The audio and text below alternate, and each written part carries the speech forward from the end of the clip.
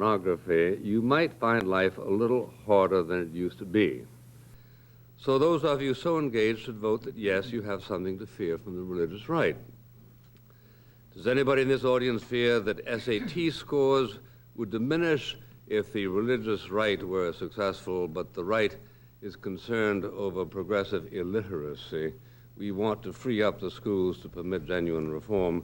Will anyone here wake up sweating with fear because a rabbi has been asked to recite a prayer at the commencement of your son and daughter? Well, sweat away, because the religious right does believe, along with many constitutional scholars, that the court has lopsidedly handled the First Amendment in recent decades. How many women during the next 2 hours plan to become pregnant with a child they don't want to bear? The answer is 388.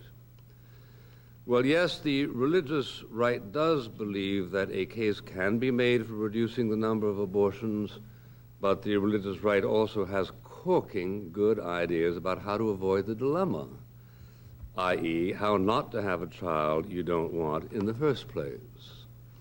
Please don't let us frighten you. The first lawyer to serve Mr. Robertson's American Committee for Law and Justice caught hold of the relevant perspective several years ago. Mr. Keith Fournier said, "We find ourselves living in a society in which hate speech is protected and religious speech is not, in which the government bans a rabbi from praying at a high school graduate, but funds an artist who plunges a statuette of Jesus into a jar of urine, in which a woman's right to abort her pregnancy is defended as reproductive choice and Operation Rescue is ostracized." Something is wrong with all of this, wouldn't you agree? I hope so. And remember, you have nothing to fear but fear itself. Thank you.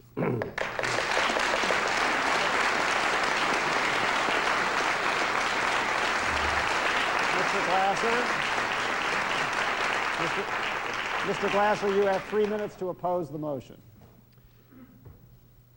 The religious right is not primarily a religious movement seeking adherence to its faith, nor is it a political movement that has any proposed solutions to all the ills that Mr. Buckley has just recited, unless it expects us to believe that by putting the teaching of creationism into the schools, the teenage pregnancy rates will go down and crime will go down and we will all be safer to walk on the streets.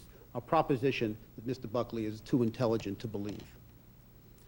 The religious right is a political movement which seeks to restrict individual rights, to use the Constitution to protect its own rights, but not the rights of others, to subordinate people who hold different religious beliefs from itself, and to control and dominate, and to undermine the Constitution. Their agenda is especially harsh to people different from themselves. Pat Robertson in 1991 actually said that Episcopalians and Methodists and Presbyterians represented the spirit of the Antichrist. Was that just a slip of the tongue? Well, he followed that one up by saying that the Equal Rights Amendment, if it passed in the state of Iowa, would encourage women to leave their husbands, kill their children, practice witchcraft, destroy capitalism, and become lesbians. He also said that the Constitution of the United States was a marvelous document for Christian people, but a dangerous one when used by non-Christians and atheists.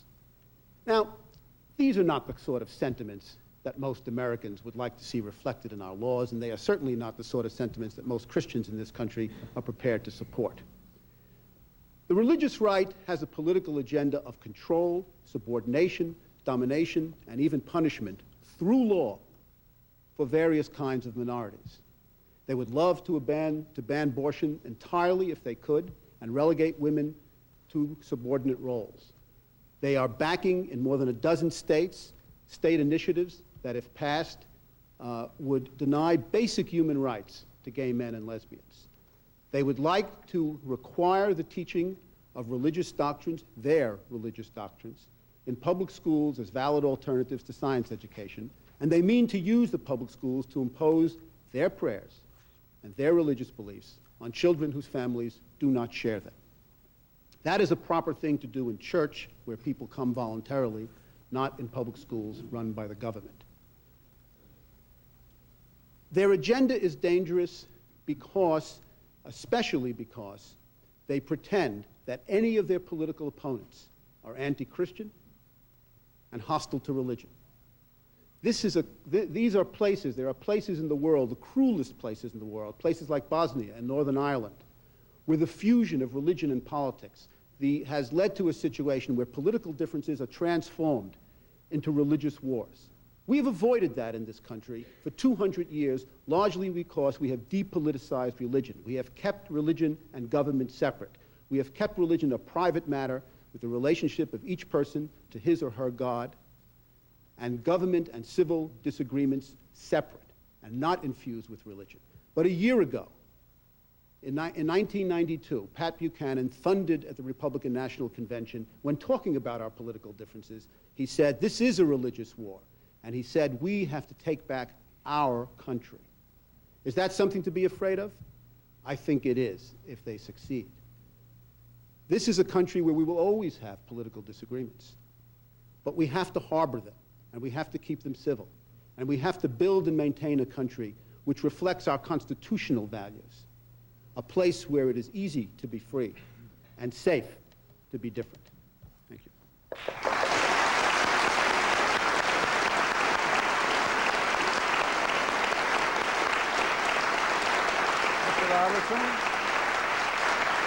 Mr. Robertson and Mr. Lynn, please go to your respective podiums. And Mr. Robertson, you have a minute and a half to make your opening remarks.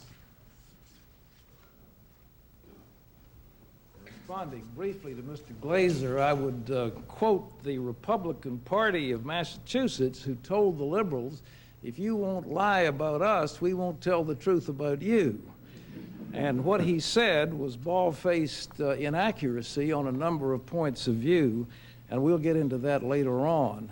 But I would like to say in this forum that those who are evangelical Christians, pro-family Roman Catholics, Orthodox Jews, people who profess many types of faith, are in the mainstream of American history. It was George Washington, our first president, who made this telling remark in relation to what Bill Buckley said: "Reason and experience forbid us to expect public morality in the absence of religious principle." And yet it's the ACLU that has done everything in its power to strip religion from the public square. The second president of the United States, John Adams, coming out of the Constitutional Convention, said, quote, "We have not a government armed with sufficient power to tame the animal passions of mankind. This Constitution was made only for a moral and religious people. It is wholly inadequate for any other." And I submit that the freedom we enjoy in America, and which I am dedicated to uphold for every American, depends on each individual having moral self-restraint. And when the individual restraint is taken away, we will lose the freedoms and we will devolve into anarchy, and this is what I'm afraid the ACLU would like to see. Mr. Lynn, you have a minute and a half for an opening remark. Thank you. A theocracy is a government run by a religious organization, and it is by its very nature discriminatory, exclusive, and intolerant. My fear is that the religious right seeks a theocracy for America. They may cloak their agenda in the rhetoric of preserving traditional values, but in fact they forget the very tradition of America that has made this country unique, and that is its clear separation between religious dogma and governmental policy. The healthiest nation is one in which every religious group may freely exercise its religion by its own followers, but which never comes to rely from the government for a dime of its financial support or a fiber of its governmental muscle to promote its theological beliefs. And it's equally healthy for a nation for its religious institutions never to become the cogs in anyone's political apparatus. What are the dangers of the religious right? First, I believe it is corrupting the political process by the kind of bait and switch tactics that would make most television hucksters blush. And secondly, it's subverting the education of our children by simultaneously seeking to control public schools, by narrowing the curriculum taught there into narrow sectarian goals, and at the same time funneling vast amounts of taxpayer dollars into fundamentalist academies where too often ignorance and bigotry are taught as the truth. Now, those are harsh words, and I didn't come to them easily. Some people, Mr. Buckley, do fear the things they do not know. I fear the things I've seen the religious right do, and neither history or common sense or the moral high ground should be ceded to those who seek theocracy in America. Thank you, Mr. Lynn. Mr. Robertson, you have 5 minutes to interrogate Mr. Lynn. The headline in the USA Today said that 90 million Americans are functionally illiterate. Do you believe the school system of America is adequate? I don't believe that the school system is adequate, but I don't think that we're going to help the public school system by diverting funds away from it into private schools. You know, the only difference in the test scores between private schools, including religious schools, and public schools is the difference of the commitment of parents to their children's education. If parents take those children's education seriously, they will do well in the public schools and they will do well in the private schools. If they are not, then I'm afraid neither school system will work. If I may paraphrase and bastardize a bit of Shakespeare, the danger is not in the ACLU or in the stars, it's in ourselves. It's that we all as parents and members of the clergy have frequently failed to do our job properly, but let's not blame other institutions for our own moral failures. Well, in my opinion, the schools have been stripped of their moral content, and consequently we've had failed education ever since. But I want to ask you this question. Barry, you said this, there is a dizzying level of freedom in America. Contrast what we have with communist China, and you will understand religious oppression.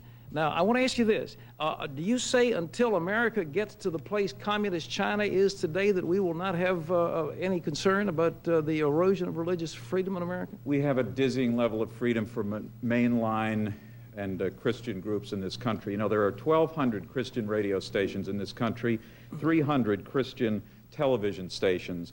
We have, among all of the nations of the earth, the highest church attendance, and that includes most of those countries in Europe that have state churches. We have a large church attendance because we do so voluntarily. And Mr. Robertson, it seems to me that you are a perfect example of how good America has been with its tradition of separation in your own life. You took a tiny broadcast outlet in Chesapeake, Virginia, and have turned it into a multi-million-dollar enterprise. With an endowment of $1 billion, you've just created a new secular radio network called Standard News. You just acquired the Mary Tyler Moore Company's reruns for $68.5 million. To cap it off, you just spent nearly $3 million on an organization that sells vitamins and cosmetics. If this is discrimination, Mr. Robertson, put me in line for discrimination. You've done quite well. Christians have nothing to fear from anyone. They are in the majority. I want to ask you this question. Students in DeKalb, Georgia were suspended for possession of Christian material on campus. Where was your organization when a high school student in California was threatened with a lawsuit from your friend Ira Glazer's ACLU if this girl mentioned God in her own personal valedictory speech? And I'll ask you this, when, under the guise of separation of church and state, a school district in Central California adopts a policy said that no one can wear T-shirts with any reference to God or Jesus. Don't you believe in free speech? I do believe in free speech, and certainly in 2 of those cases, I certainly believe that students have the right to distribute religious literature in school, not outsiders, but students themselves. And students certainly have the right to put on their T-shirt, Jesus saves, or Budweiser is best. But the ACLU does not... That's their privilege. I'm totally consistent. But the ACLU brought a lawsuit to enjoin a girl from mentioning God in a valedictory address. Do you agree with their action on that? No, I think that if you mention God in a valedictory address, that's fine. If, however, you turn your valedictory address into a sermon, then I think there is a line that can be drawn. And as you know, that most of the schools in this country, in fact, regularly pre-screen, whether they ought to or not is a different question, the comments that are going to be made by students. And if they say, I'm going to give a sermon, you can say that's not appropriate. But you're saying the ACLU will now event. be an arbiter of what kind of speech is too much and what isn't enough? No, I mean, I think they will do that? I think it's quite easy to draw those lines. Sometimes I think that arch conservatives fail to draw the lines that are easy to make. I can tell the difference between a prayer and a speech. I can tell the difference between a sermonette and a valedictory and you want a address. federal judge to sit in judgment as to what is a sermon and what is a prayer? You want to give the government that power against citizens? The unfortunate truth, sir, is that that's what the Constitution requires, because it says there shall be no laws respecting an establishment of religion. They do treat religion differently. But it also says Someone needs to prohibiting be the or laws arbiter. prohibiting the free exercise thereof, and that's what we're interested in, is the free exercise of religion by individual people against the oppression of the state led by the ACLU. One last question. Individual freedom I'm afraid of religion. It's time for you to stop asking I'll and stop start this. answering, Mr. Robertson. All right. Mr. Lynn, you can start asking. All right, thank you very much. Mr. Robertson, you regularly complain on your television show, and you've done it just now, about how Christians have been discriminated against, or the sources of suppression in this society. On page 218 of your book, The New World Order, that I just happened to be reading on the plane. How wonderful. I'm learning a lot. You claim that if you were president, you would appoint only Christians and Jews to public office. They are, in your words, better qualified to govern America than Hindus or Muslims. Now, you know that such a kind of policy would violate Article 6 of the Constitution that prohibits a religious test for public office. But on a deeper level, my question is this: how would denying a job to a Hindu, a Buddhist, or a humanist be anything but an act of naked bigotry? Well, let me ask you this. Would you like to have Muammar Gaddafi as Secretary of Defense? No. But you know what? Would you like to have the Ayatollah Khomeini in charge of Health and Human Services? No, but I'll tell you this. I would like to see... Would you? I mean, would you? No, I just said twice that I wouldn't. My question is, do you want to exclude Gandhi and Socrates and Albert Einstein, who was a humanist, from your cabinet? I think we'd lose a lot. Now, let me say this, that aside, let me ask you about some of your other beliefs that I think make it clear that you are seeking a theocracy here in America, because that's the way you view American politics. On the same book, page 37, Jimmy Carter and George Bush may in reality, unknowingly and unwittingly, be carrying out the mission of a tightly knit cabal whose goal is a new world order for the human race under the domination of Lucifer. Now, do you tell the 1 million members you hope to involve in your Christian coalition about this satanic conspiracy, or do you kind of soft pedal that? Barry, I want you to know that we're debating right now in the United States whether or not foreign military commanders would be in charge of American troops overseas for the first time in history. And I believe America was very concerned about the New World Order. They were concerned about multilateral agreements which would take away the sovereignty of this nation. I have shared a concern of that regard with many. This matter was being talked about all over the public arena. I asked a series of questions in that book, which I might add was number 4 in the New York Times bestseller list, so it was quite popular. But I was asking questions. Even I bought it. Well, I'm glad. I mean, my point is this. Well, wait till you see my new one. It'll be much better than this Okay, one. so The turning tide, the fall of liberalism. Only two plugs per book. Otherwise, Rabbi Newsner will have us here all night. All right. You do downplay the satanic conspiracy idea because, of course, most people in this country find it baffling and confusing and impossible to believe. What's more baffling for me, though, and this is as a clergy person to another member who spent much of his life in the clergy.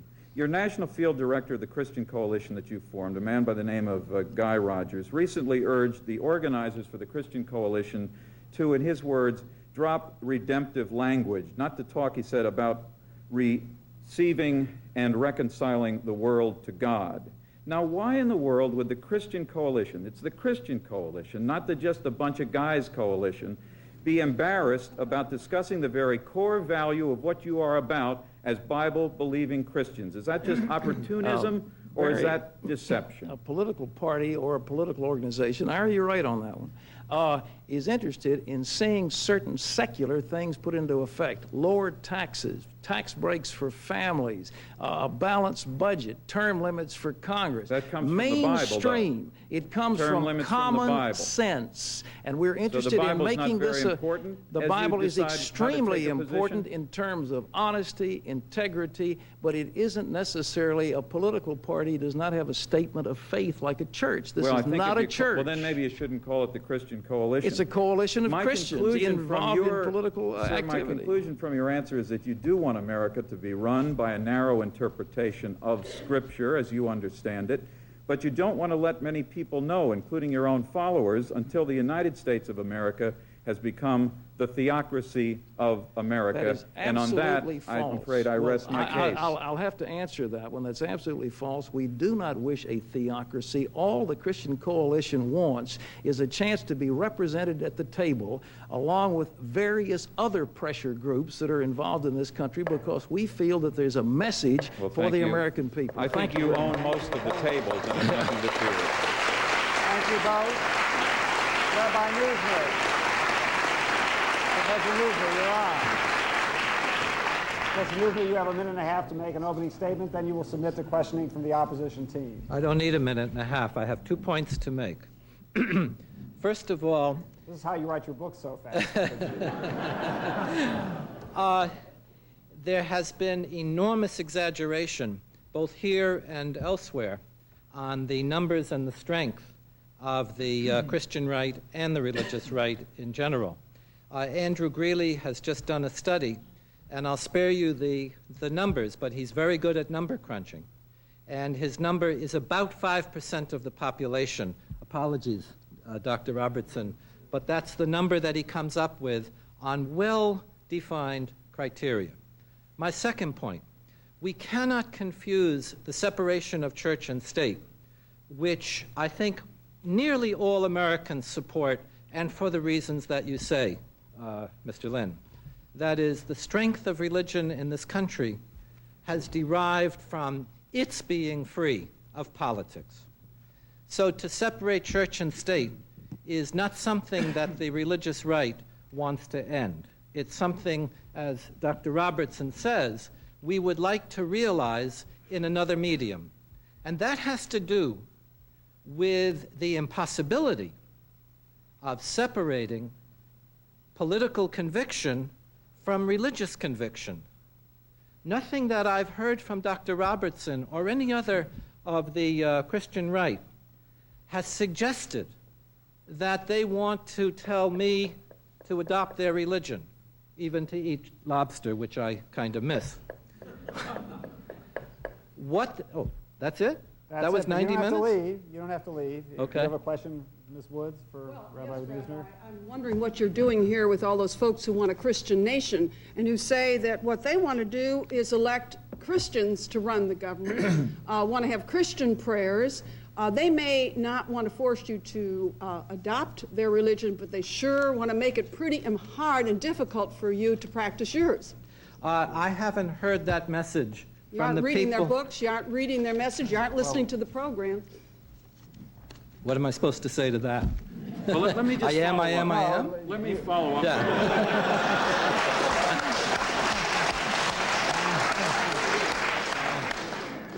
Mr. Neusner, one of the major church-state issues in the forthcoming months is a major voter initiative out in the state of California in which parents will be given $2,600 in the form of a voucher to take to any school in the state, public or private or religious, that has 25 or more students.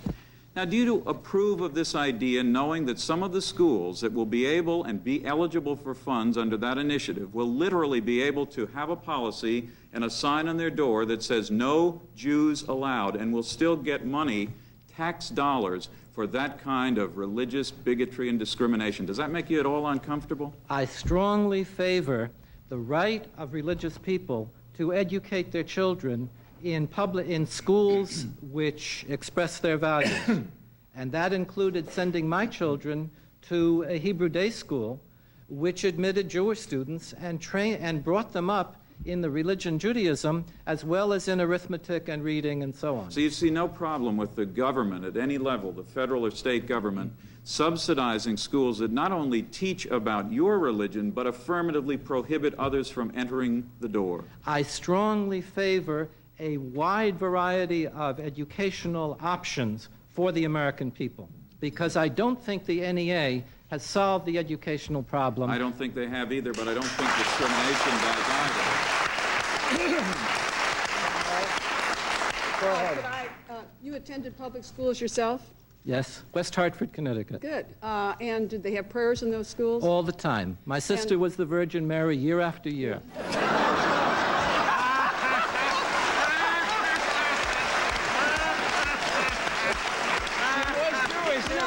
Interesting, because I just recall that Senator Arlen Specter, when he would not support prayer in school, was talking about his personal discomfort as a young Jewish boy, having to sit and listen to prayers and feel isolated. And I'm not just talking about Jews. There are Muslims. There are many other people. If some committee, who's going to decide what prayer it is?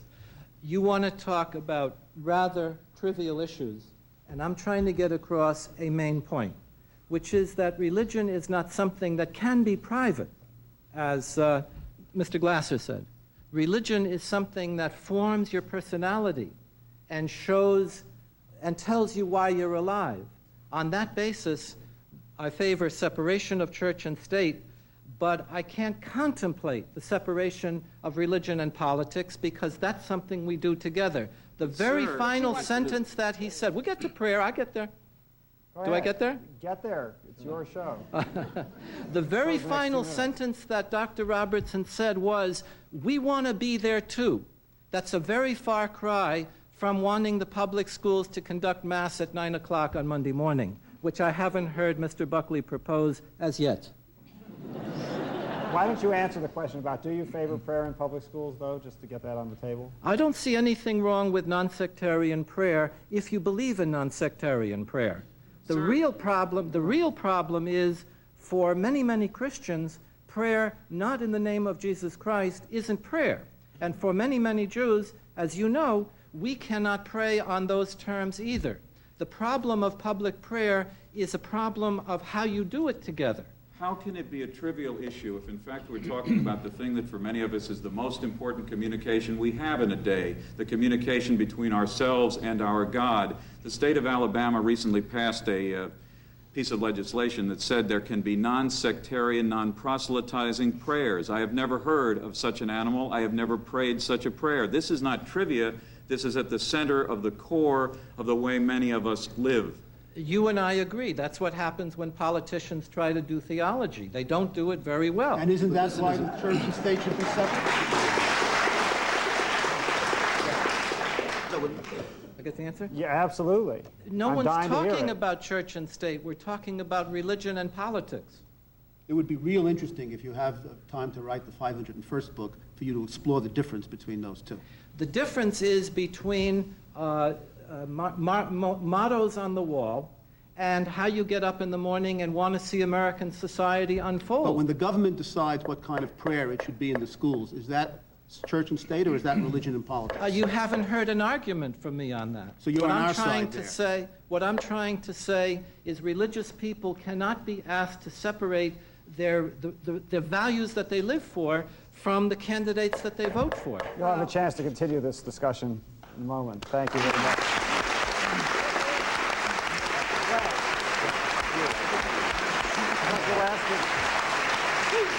Professor West, you have a minute and a half to make an opening statement and subject yourself to questioning. Give my code. I must say I'm very deeply disturbed about the religious right, primarily because I speak not only as a citizen but as a Christian. I believe the religious right is actually distorting and truncating something very precious to me. Mr. Kinsley noted before that I don't proselytize for Jesus because I decided years ago to live for Jesus, which means that I don't engage in easy rhetoric or empty ritual. I believe in trying to take seriously what it means to do justly and love mercy and walk humbly with thy God.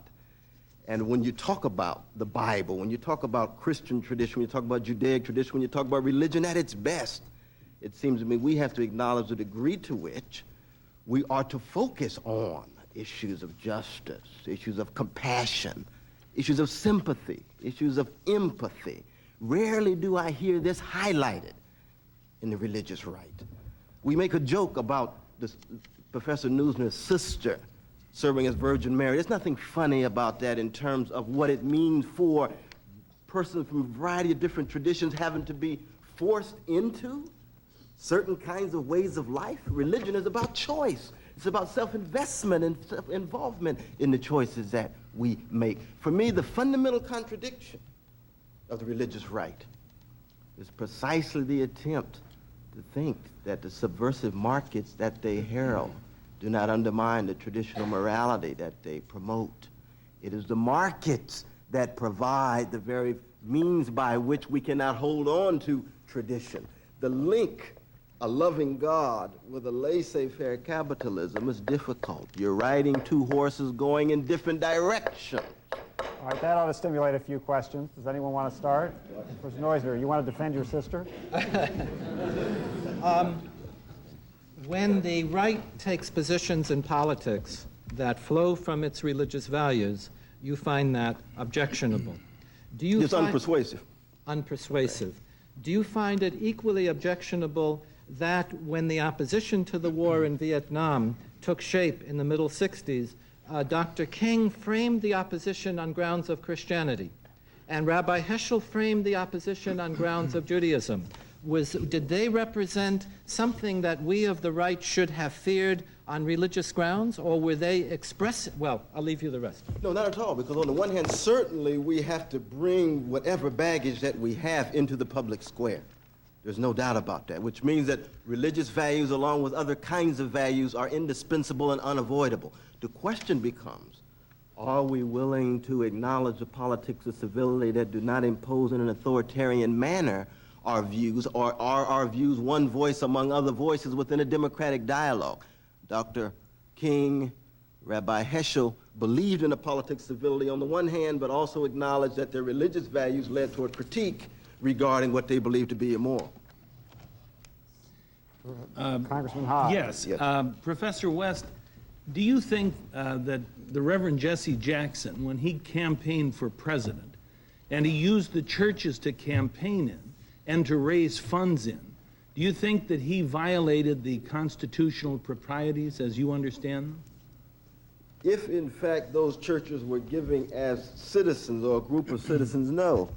If, in fact, it was an attempt to simply manipulate religious institutions in order to gain certain political aims, then yes. But I think that Reverend Jesse Jackson actually made it quite clear that he was appealing to people in terms of their role as citizens. In light of their Christian values, sure. Same thing that Pat Robertson does, rightly so, but as citizens. That's why he wants to make a distinction between the Christian Coalition, the collection of citizens. So it's okay to campaign in churches as long as you're appealing to them as citizens, not church members. And their public-mindedness and the implications of the precious Christian gospel in relation to the public square. That sounds like a distinction with no difference.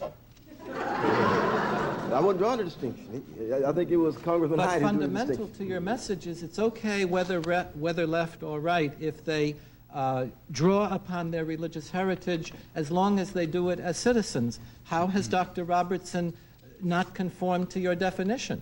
The difference is that Pat Robertson happens to be wrong in the implication that he draws from my point of view. It's not that he doesn't have a right to do it. It only means you don't agree with him. It means that I don't agree within the public square. That's right. Why it means not? that when I read Micah and Amos, I see a focus on the poor. When I read Pat Robertson, I see a focus on the elites. It's a fundamental difference. Mr. Robertson. He can take care of himself. Are you aware that I have an organization called Operation Blessing that has fed about 39 million poor black people, that we have taught 300,000 how to read and write, that recently we had an operation in Mississippi that spent $3 million teaching 70,000 primarily poor blacks how to read? What do you mean I don't have an interest in the poor and the needy? That's nonsense. What I mean, Mr. Robinson, is that certainly there's a rich philanthropic tradition of which you are a part, and therefore I'm not claiming that your concern for the poor is absent. I'm talking about your analysis of power and wealth, so that I don't see a focus on the fact that 1% of this population owns 50% of the financial net wealth in this society. I see a defense of an unbridled capitalism in which you promote the very forces that produce the conditions for the need for philanthropy. You actually That's a very important difference. You're for here. redistributive politics, you're for socialism, essentially? I'm for justice. But I'm not for asking, justice. are you for socialism and redistributing of the wealth from the rich to the poor? I think it's difficult to generate a theory of justice that could justify 2.5 million Americans having $8 trillion. Yeah. Well, where do you think the jobs come from in America? I mean, No, wait, who wait. makes We're the getting- jobs? Well, it's a different discourse. Buckley wants it. There haven't been a lot of jobs around lately, as you know. A lot more. Professor Mr. West, Buckley. in the letter from Birmingham City Jail, Martin Luther King wrote, "A just law is a man-made code that squares with the moral law or the law of God." Question, what should one do about unjust laws? What should one do about unjust Yeah. laws? There's a variety of different things to do about unjust laws. One attempts to address unjust laws given the prevailing procedures, legal procedures available to one. But should you defy If, them? in fact, Should you defy them? under certain specific circumstances, yes. If, Now, in fact, those legal Was Martin procedures Luther are King truncated. intruding his religion in the operations of democratic government? Was he The intruding? answer is yes.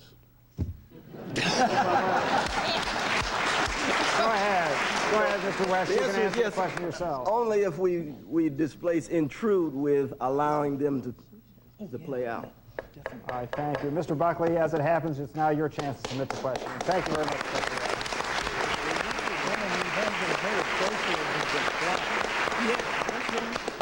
You've been answering your own questions. Now you have to answer the questions from the opposition.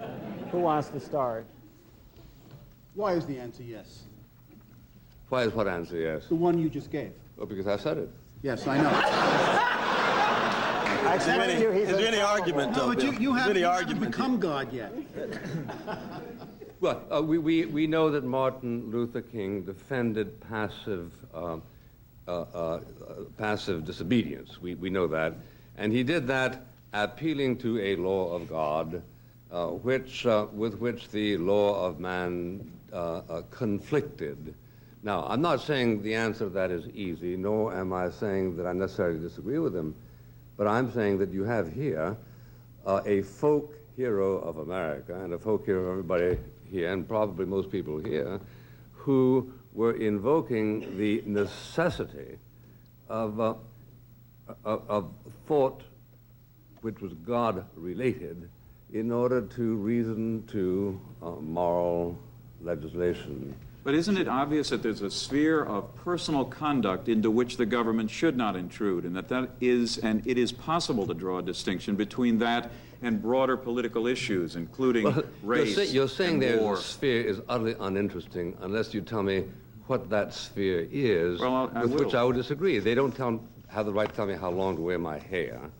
That's right. But Or they whether do to have the wear a right tie. to tell you but what they may books very to well have a read. right to draft me under certain circumstances. Well, my point is this, Mr. Buckley. The religious right wants to restrict options. In other words, they want to use government power to tell... They want to Let me give- maximize options. No, they As don't. it is, the When you overwhelming try- number of Americans have no option than to send their son or daughter to the public school to which they are designated by a board.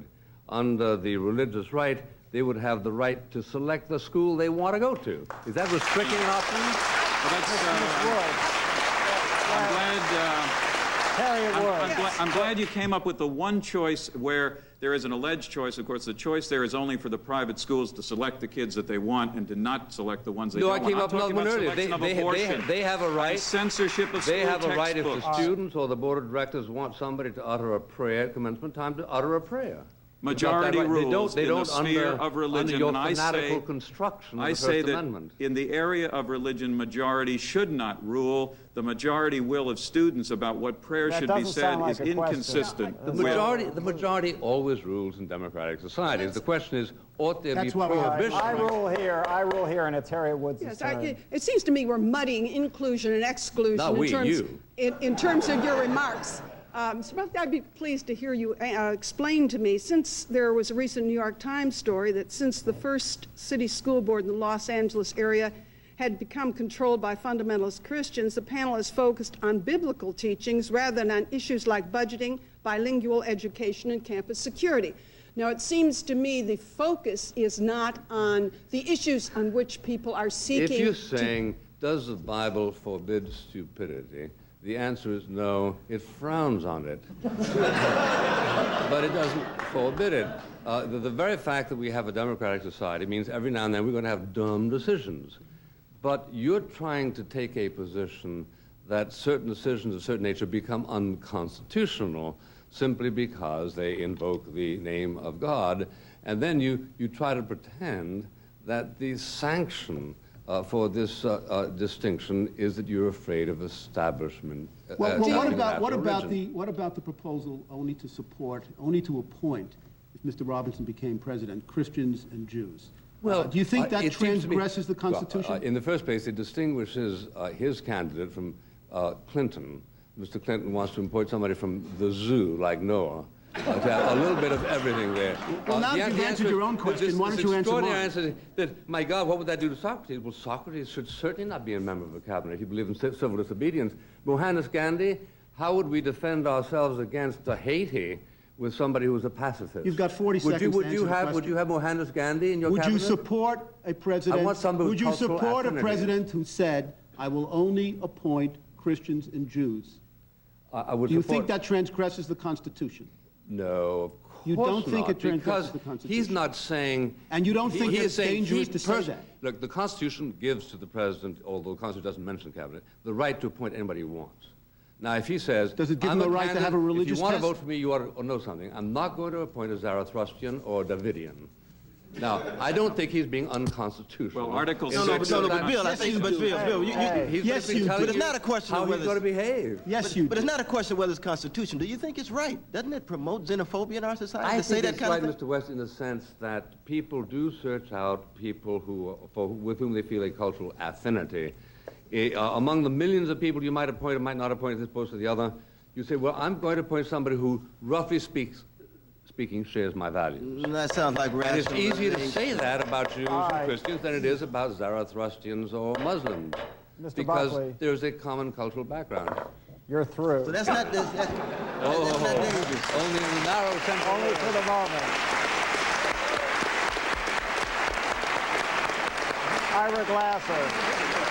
Ira Glasser, it's your turn to ascend the podium and be interrogated by the affirmative team. Anyone, you got your act together over there? Who's got a question for Ira Mr. Glasser? Glazer, I want to Mr. ask Robinson, it's Glasser. Glasser, not Glazer. Well, I thought it was I have to Glazer. repeat these things to you all the time. I tell you, I've read so many letters. You'll that get you've it. Yeah, written well. with my name in it. It's unbelievable. It's, it's our educational system. I mean, it's just, people have trouble reading. What can I tell you? May I ask you one question? How much money has the ACLU raised on making me a bogeyman? Not as much as you have raised on making us. Well, then it's fair. I would like to ask one question, though. You quoted, and you got a big applause, about a summary paragraph on a letter I did not write, which has been clarified on Meet the Press, that was a summary of feminist speaking from people having to do with the National Organization of Women and others. And I showed on Meet the Press the documentation of every one of those things. And this was a summary paragraph written by a staff aide, and I said that I didn't write it, but you signed again... it. Have you ever signed it? Did you find it? Did you write it? I have never signed a letter that I did not have final editing on. Yes, that is right. Well, and you want to hold me responsible for it, you do. This But was to say that you did not write a letter, that you did not write what you signed and sent to millions of people is a feeble excuse. It wasn't to millions, about 500 people in Iowa. But I want you to know that every statement in that summary paragraph was merely reflecting the radical left feminist agenda, every single one of them, and I documented them on Meet the Press, and you are saying something that isn't true. And you said that everyone who supported the Equal Rights Amendment represented that agenda. I didn't say that. Yes, that's what That the is letter not said. what the letter and I know you says. didn't write it, and I know you signed it, and I know you didn't read it. But what I So said what do you was expect us that to consider? Gloria Steinem said, we don't want to tear down merely capitalism, we want to tear down the whole blanking patriarchy. Now that's what she said. and we called her office, and she acknowledged it. Now, why don't you say the radical... Well, why don't you then write a socialist. letter saying that Gloria Steinem said that, instead of attributing that view to me, when I didn't supported the attribute it Equal to Rights you. Amendment and didn't say that? Read your own letter. You still haven't read that letter. Mr. Miller. But nevertheless, in light of the clarification, don't you think it's intellectually dishonest to keep playing what has been clarified in the press over and over again? Well, I am waiting for you to deny that you would characterize all supporters of the Equal Rights Amendment in that way. I don't think that I did. Okay, I we've never have. covered this ground. All Henry right, Hyde, do you have a please. question? Yeah, Mr. Glasser, one of the great civil rights, from my perspective, not yours, is the right to life. It seems to me giving the unborn that is definitely here, and if you look at a sonogram, you see that it's alive, it's not animal, vegetable, or mineral. And no woman has ever given birth to a puppy or a guppy. It's a tiny little defenseless member of the human family. Now, there are some people in the civil rights arena, Nat Hentoff for one, who think that tiny, defenseless, vulnerable, inarticulate member of the human family ought to be given that basic right to live. And that's a civil right, the right to live. How do you address that? Do you deny any constitutional right to that I will tell you how I unborn? address it. It seems to me you have to begin by considering what the philosophical position is of those who support your position. It is that from the moment of conception, the fertilized ovum is a human life. Right. Now, that, I think, at bottom, is a theological belief, which some people believe and other people do not believe. I would say it's a And medical, clinical It's belief. not a medical, clinical belief. Well, what is it not. if it isn't a And human life? You find me the medical evidence for that, and you will quickly descend into a theological argument of the nature of the fertilized egg a moment after conception. Now, all I'm saying is that some people When does believe... it become a life? Let's make some No. progress. When does Let's it first- become a human life? Is it a life 1 second after? After fertilization? You believe it is, I right? say it is. What Okay. do you, Now, when do you say it becomes a life? You want to let me answer? Or you Yeah. want to Bill answer? You're going to settle the abortion question in 30 seconds? The issue becomes a religious issue for me in this way.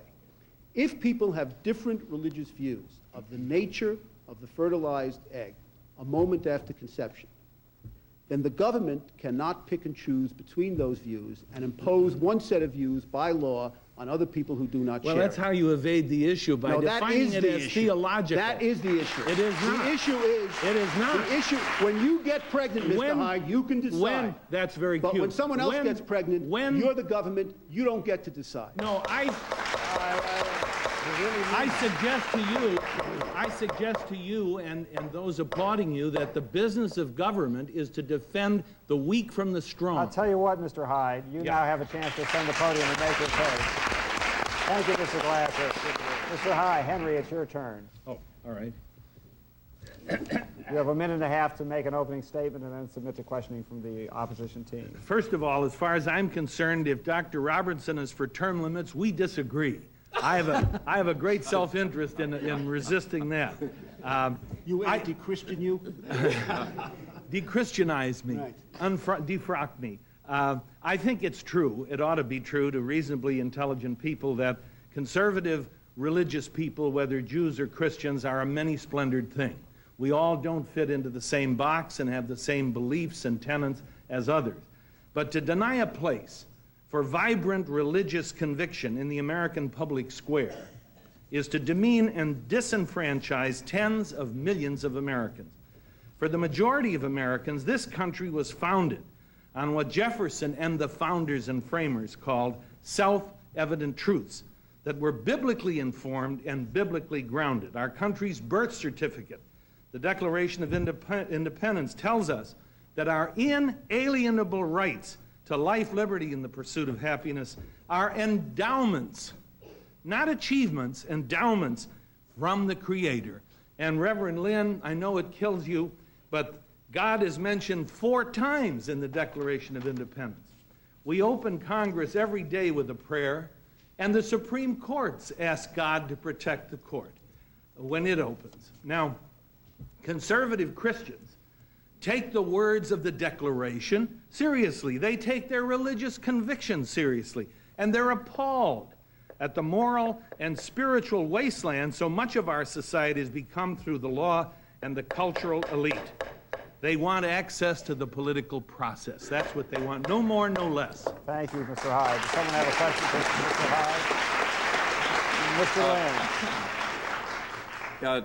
Very few things kill me, Congressman Hyde, but I should also point out that God is not mentioned once in the Constitution, and that is the guidebook for which we are running our secular political system. Well, there are those who now, say the Declaration informs the Constitution. Yeah, but there was, of course, a it. very clear reason why, and we don't want to get into all of that, about why God... God... we reject the Declaration. No, that God is not mentioned in the Constitution because of the principle of separation of church and state. You talked about vibrant involvement of churches, of Christians. Free exercise of religions. I must say that I Constitution. prefer vibrant involvement to secret involvement. And it seems to me, answer me if you would agree with me about this. Democracy in America depends on having the ability of voters to choose from all of the selection of political beliefs that are laid out on the table. Absolutely. Absolutely. Then I assume that you find it as offensive as I do when Ralph Reed, the head of the Christian Coalition, says, I want to be invisible. He's talking about his secret campaigns. I do guerrilla warfare.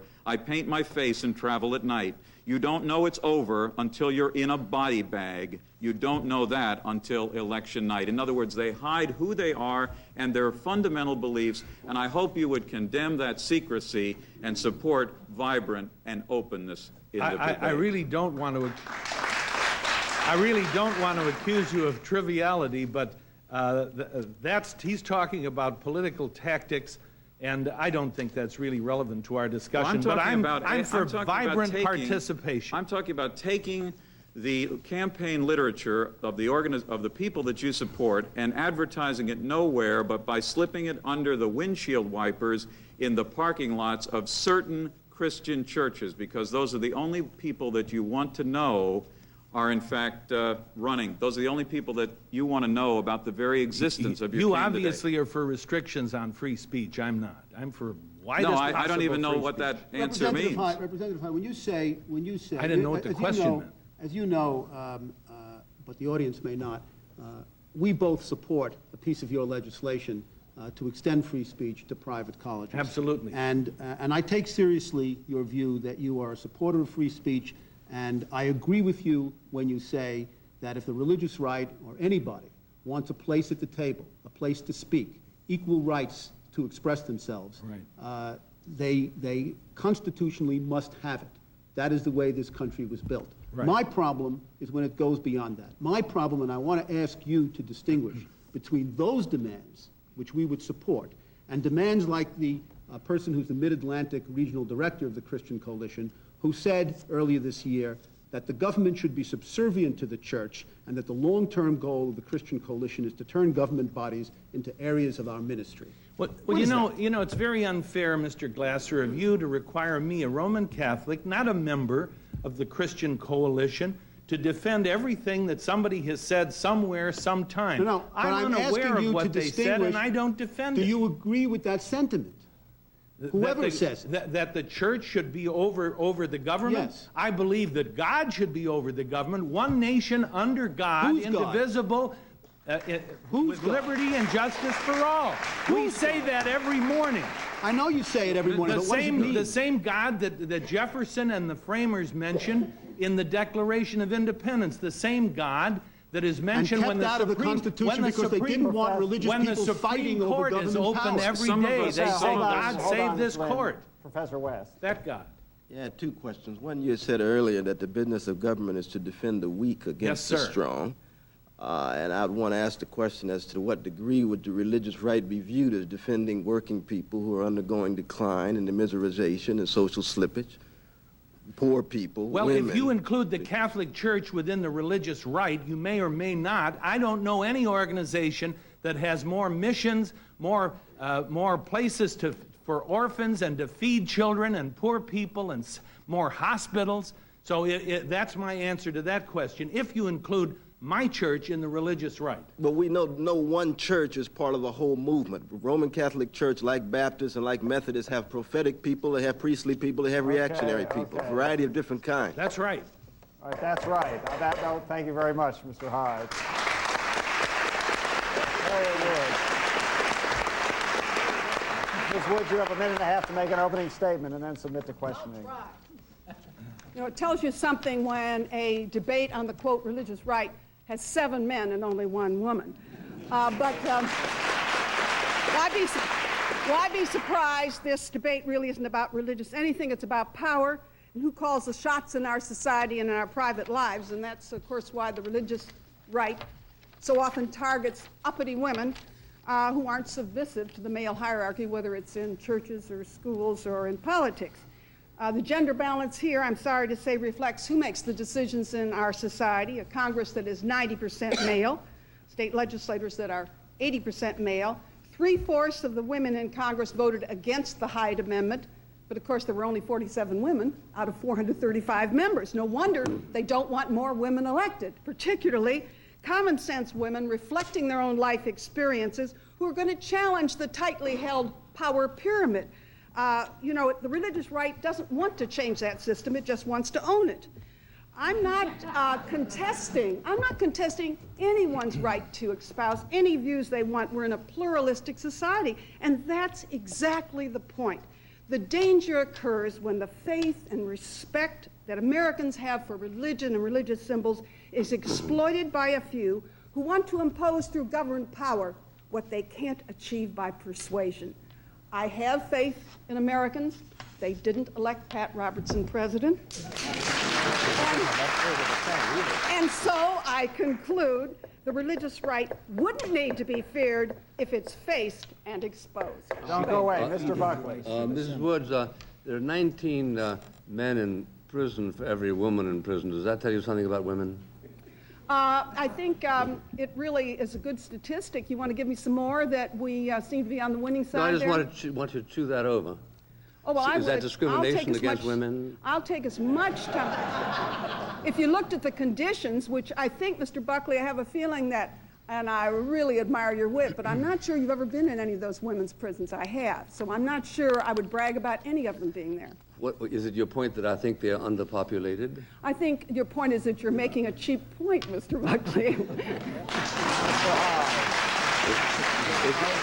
Mr. Robertson, we haven't heard from you for a while. Go ahead. I'm sorry. Well, let me ask you one question. Yes. You mentioned the quote religious right. Are you aware that we're in South Carolina and that the head of the Christian Coalition of South Carolina, who was also named treasurer of the Republican Party, is Roberta Combs, a woman? Oh, I know that there are women in process. There are women. And our key field director is Marlene Elwell, a Roman Catholic, and we've got them all over the country. And I'm sure, Reverend or Mr. Robertson, that they all obey your words, which I have an exact quote. Roberta Combs which doesn't says obey that anybody's words.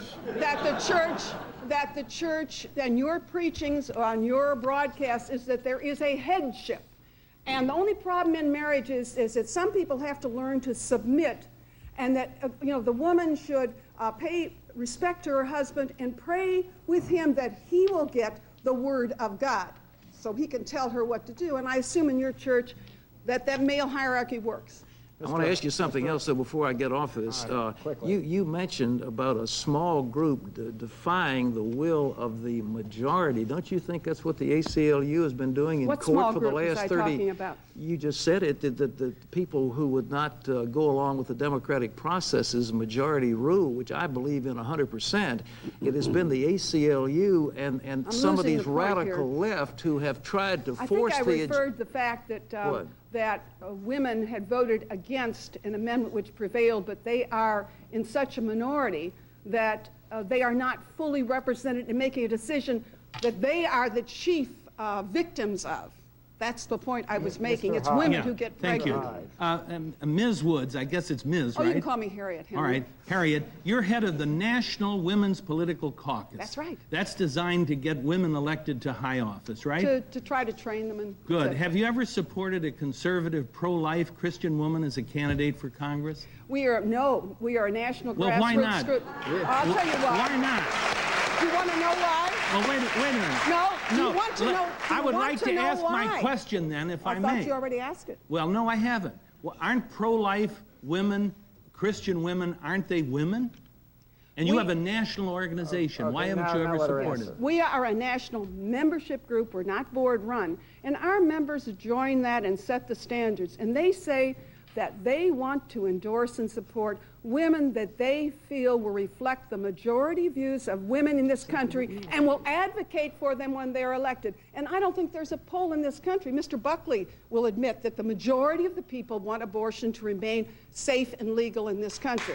So I think they are wanting to represent the majority of women and support women when they were elected. Why don't you Otherwise, call why your bother? group the Liberal Women's Caucus Well, I'm instead sure you of already National have. Women's Caucus? I'm sure we endorse Republicans as well as As Democrats. long as they're liberals. As long as they're mainstream. Why Mr. didn't Hyde. you endorse Millicent Fenwick when she ran for the We, Senate? this year, we're endorsing both Christy Todd Whitman and Mary Sue Terry, one a Republican, one a Democrat for governor. Do you object to that? Little too conservative for you, I think. Could I ask you why you object to the Christian Coalition having the same privilege that you asked for your women's group Oh, to I don't- support people who agree with us in the public arena? What's wrong with that? I said in my remarks, I Yeah. don't object. I support your right to All right, compete. well, then What I why are we object talking to- about it a big what danger? I It's just one object to, small- Mr. Robertson, is that What? you often disguise your agenda in order, when you get elected, to deny others further equal opportunity to express just not themselves. true. And there It's not is true. chapter and verse on that. You talk about stealth. I'm going to a meeting in Mr. Robertson, Washington I've got to where... cut you Oh, off. excuse me. I've got to cut you off. Thank you very much. Thank you very much, Oh, Ms. Woods. delighted I to ask the team captains to ascend the podium. Mr. Glasser, Mr. Buckley. And it's time for you to interrogate each other, starting with Mr. Buckley. Mr. Glasser, you said a moment ago, intending to draw attention to your moral superiority over Pat Robertson. You've never sent I out thought it a was letter obvious, Bill. that you didn't yourself sign. The letter I'm referring to is one in which you say are trying to persuade the recipient of that letter to send you money, that you are combating massively funded and dangerous political forces threatening civil liberties in virtually every community in America. I haven't read rhetoric like that since the John Birch Society. Remind me. Well, I have a few of your columns here if you'd like to have your recollection. Which of my liberties in Stamford, Connecticut, which is where I live, Well, you is being see, threatened? one of the problems I always You got a have problem? in You got a problem discussing telling me- these things with you got a problem with that is question? that, yes, Oh, let him one of the answer. problems I always have is that you always end up referring to what are the problems I see in places where you live. But that sort of restricts the experience of Well, I the live rest in of New the York country, also. you see. I live in New York also. To deny that there are massive civil liberties I live problems in in every Camden, state South and Carolina. community. Excuse me? I'm telling you where I've lived. Oh, well, Now, I wasn't come real on, interested in let that. him answer the question. To deny and that there are massive civil liberties problems in every community in this country, that there are not police abuse problems, that there are not problems of the drugs and crime in schools, that people are not being fired from jobs, that people are not without jobs, that people's free speech isn't being violated, that people are not being discriminated on the basis of race and sex in every community in this country, is to live in a dream world. Now, I don't understand how you can possibly compare that sort of rhetoric, which may be hyperbolic, as these letters are known to be, but which is defensible on its facts in every community in this country, with the kind of bigotry that other letter reflected. Cain could have written that letter to Abel. Anything after Eden reflects weaknesses that are traceable to original sin. And that means and what? Certainly everything you've listed happens. That was real interesting, happens but in what does that mean Stanford. exactly? What I mean is that liberties are everywhere threatened. Thomas And Jefferson, that's what I said. Thomas Jefferson said every generation of Americans must be prepared to water the country with the blood of tyrants or martyrs to defend that liberty. I don't deny that liberties are always threatened. Well, I'm saying that for you to write so hysterically about the threat from the Christian right, it suggests that you're seeing little spooky things out there that Well, tell as more somebody about who you than spent the better about the part of his objective adult social life order. seeing communists behind every door, I should think you would be no stranger to that sort of rhetoric. No, I did see The Christian right happens to be in our communities, and the communists weren't, but other than that difference. I did see some communists in the Kremlin, which Yes, I well, was fast but I didn't live there, and neither people. did you. I don't need to live in the Kremlin to find out what's going on there. But you do need to live in Stamford in order to find out what's going on in a rural town in Alabama, maybe? No, why don't we go on, since you're having a trouble Let's with that do one. that. Okay. Now, you failed to mention, both you and Mr. Lynn, that the GI Bill, which was very successful, whose constitutionality was not challenged, as far as I can remember, made it perfectly legal to give grants to colleges that were religiously oriented, whether Catholic or Jewish or Protestant. And in fact, there was a specific provision in either the GI Bill or one of its corollary pieces saying that the exclusion of people of other faiths in seminaries, for instance, colleges, was okay under the circumstances. Why all of a sudden do you find an enormous threat in the equivalent of that in secondary Answer education? that question, then go on the offensive. I don't find an enormous threat in the GI Bill, and we didn't find an enormous threat in the GI Bill. And the GI Bill Well, was he a does. short-term, He does. a short-term remedy for a particular problem that applied to a very narrow range of population, and it was not in contradistinction to a public school system where money was being drained. You mean that into was the private emergency coffers of religious legislation? organizations. Now, can I go on to my questioning of you? Having failed to answer that, you may. Yes, good. In fact, you'd better. Well, it's always interesting when you don't like the answer that you think the answer wasn't answered, but I'll give you a chance to do the same. You said in a column of yours earlier this year that all fundamentalists want, and this is the area of creationism I'm talking about, is they want science departments not to exclude religious interpretations of history in the teaching of science. Now, I would have understood that if you said you didn't want science departments to exclude evidence.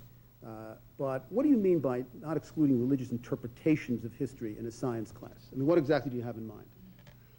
Well, I have in mind that the will of God could have been the theological factor behind certain developments rather than the random factors incorrectly listed as endorsed by Darwinism. I say incorrectly because there are too many anomalies to believe the kind of fundamentalist Darwinism that was popular 100 years ago. So that means that if somebody says the Earth is only 50,000 years old, and some scientist says yes, but what do you do with the evidence from carbon dating that shows it's hundreds of millions of years? And the answer to that is, well, God made it that way, which is an answer we got on the witness stand from creation scientists in the Arkansas case, an answer which is not capable of evidentiary rebuttable, because once you say God did it, that's the end of the argument. No, that's the kind of evidence you There need? would never be any sanction for a pour si muove, as they said about Galileo. As Galileo said, in point of fact, he was correct. But Aquinas What does it taught mean, us. just for those of us who need some help? But nevertheless, it does move. Oh, okay. I.e., in fact, Right. the sun. It is the heliocentric university, not a.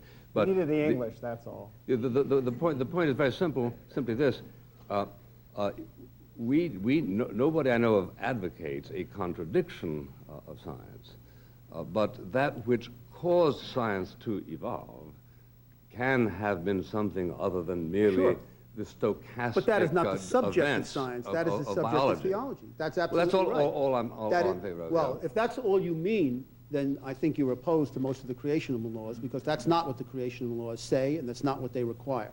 Well, I think I'll you're instruct you on that in another time. We'll let Mr. Robinson clear that point up. Let me ask you another question. Let me ask you what your position is on a law which prohibits oral sex between married heterosexual adults. What do you think about that law? I think it's a dumb law. Do you think it's unconstitutional? Lots of things that are dumb Dumb, are but not not unconstitutional. I know. We've done this dance too often. But I didn't ask you that. I asked you if you thought it was unconstitutional, if you thought that it just wasn't the government's business what people did in their bedrooms. I mean, isn't that a valid principle? Isn't that what this country was about?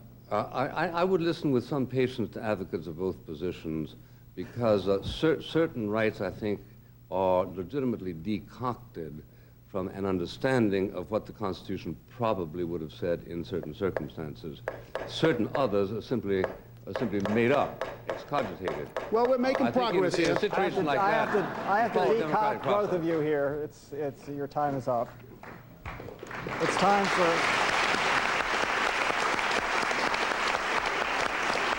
time for Barry Lynn. No, it's time for Pat Robertson to ascend the podium and submit to interrogation from the opposition team. Does anyone have a question for Mr. Robertson? Mr. Lynn. Yes. Americans United tries to be terribly consistent about these things. We objected when Jesse Jackson tried to raise money in black churches on his so-called Super Sunday when he was running for president. We also filed an official complaint with the Internal Revenue Service about the church at Pierce Creek in Binghamton, New York, which took out ads in the paper, said, "Christian beware," arguing that Bill Clinton was a sinner in their eyes, and therefore anyone who voted for him was a sinner as well. Do you agree with me that that is both a violation of the tax code of the United States and utterly improper for the religious mission of a church to be commingled with the political activities of a presidential election?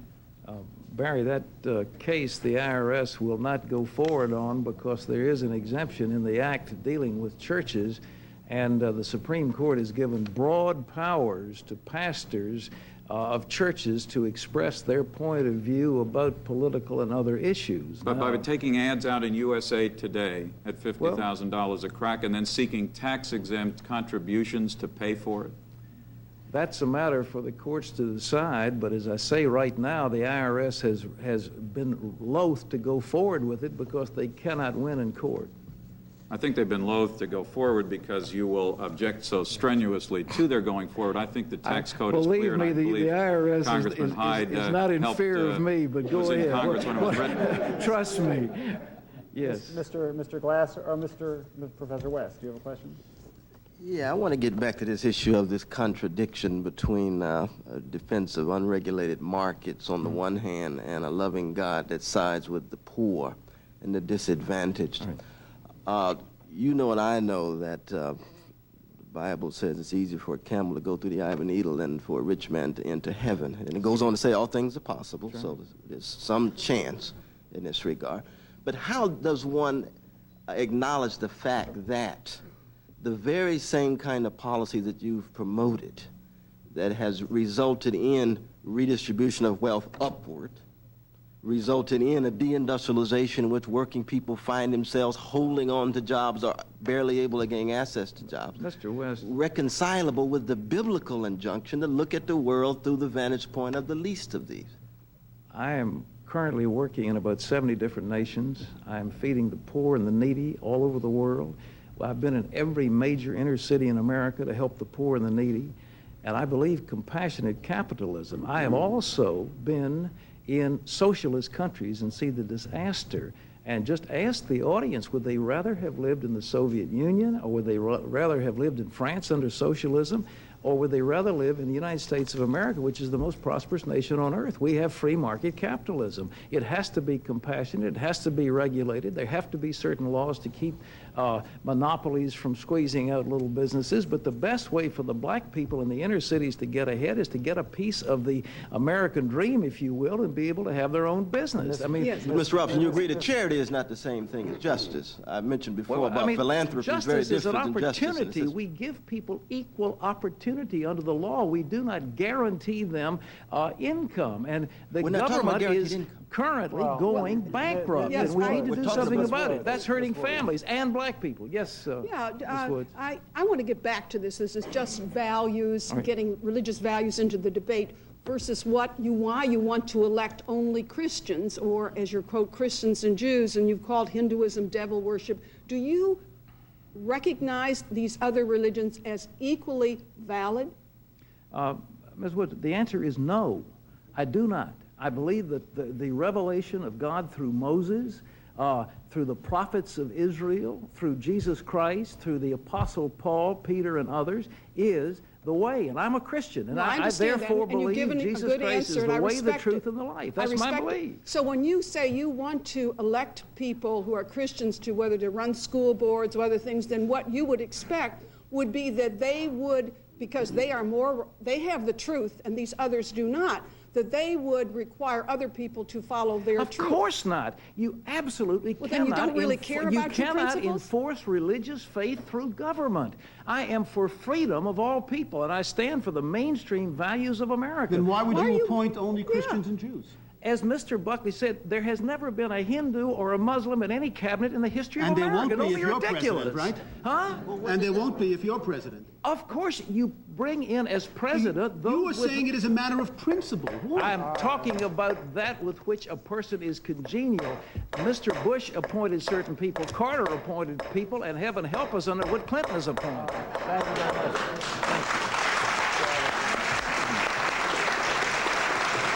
Reverend Lynn.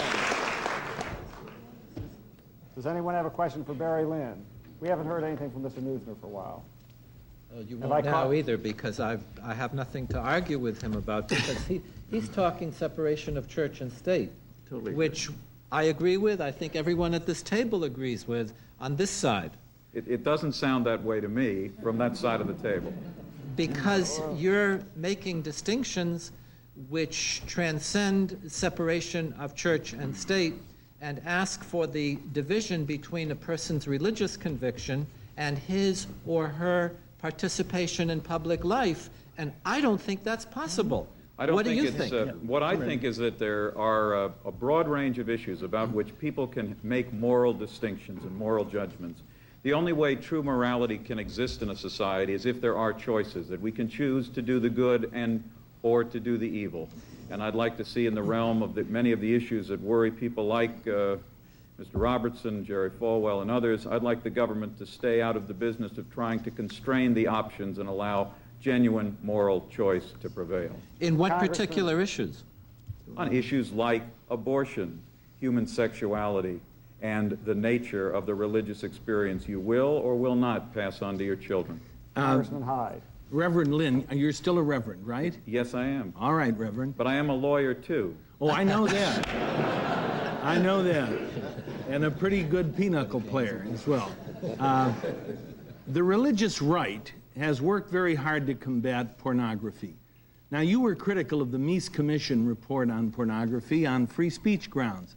Is there, in your judgment, and I know you addressed an adult movie convention in Las Vegas, so your sensitivities to that are somewhat different, I confess, to our antediluvian ones. But is there a constitutional right to produce or to view child pornography? The American Civil Liberties Union thinks there is. And, what do you think? What do I think? Yeah. I happen to have worked for the American Civil Liberties Union, and I agreed with that position. I don't understand, though, to get back to Mr. Neusner, what this has to do with church-state matters. Well, I think we all just wanted to know if you think there's a right to view and produce child pornography. My personal opinion about child pornography viewing, I don't think is terribly relevant. That was a position of the ACLU. Well, as a leader in the field of Union. civil rights, and as a clergyman, I just wanted to know. As a clergyman, if you want me to condemn in the strongest terms possible the people who provide, who promote, and who view child pornography, I'm happy to do it. I'm happy to use moral suasion to say that I don't believe that people should drink alcohol in this country, and I know that makes me a very conservative person, but I can't tell my own children not to use drugs and alcohol if I'm using alcohol myself. In that way, I am a very conservative person. But I do want to make that distinction that if my moral suasion or the moral suasion of Pat Robertson does not work on the issues of drinking or looking at Playboy magazine, I'd prefer if the government would stay out of that business as well. It's up to me. Do you think there's such a thing as an obscene movie, not violence now, sexually obscene movie? Do you think there's such a thing? Well, as a legal matter, there is, and the courts have so held. How about a social matter?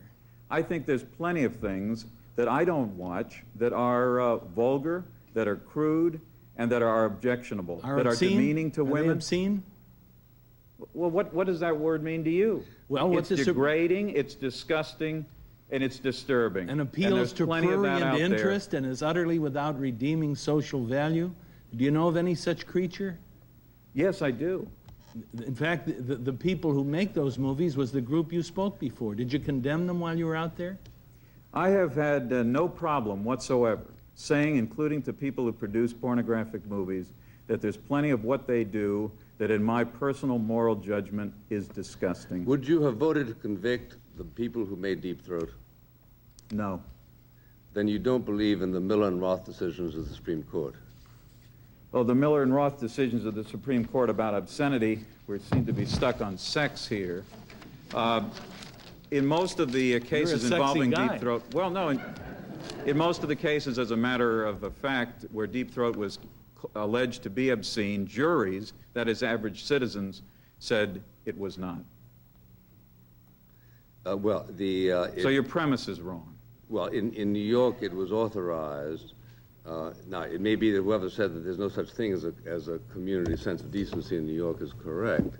And Well, they might have. But I'm more worried about what Hugo Black said about the issue not of pornography. He said the union of government and religion tends to degrade government and religion. I think that's right, and I don't know what most of this discussion has been about. Thank you, Mr. Lynn.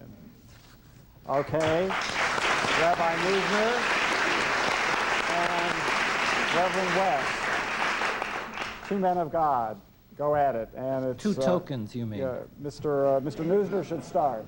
Okay, I get to ask you a question. Sure. Okay. I heard a lot of objection to Dr. Robertson's statement that if he were president, he would want people in his administration to be faithful Jews or faithful Christians. And that created great scandal on that side of the room. It does seem to me that that President Clinton has tests for office which deal with race, country of origin. It's favoring people, let us say, of Hispanic origin. Tests of gender, which have been made explicit. Tests, indeed, of sexual preference, as they say. Why are these legitimate, but Dr. Robertson's tests of office not legitimate? Well, what?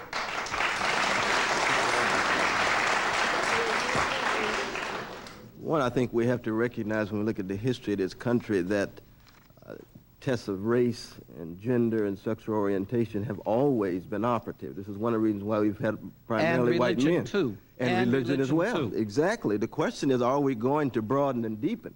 The question of whether, in fact, quality calls into question diversity, or whether diversity calls into question quality is crucial here.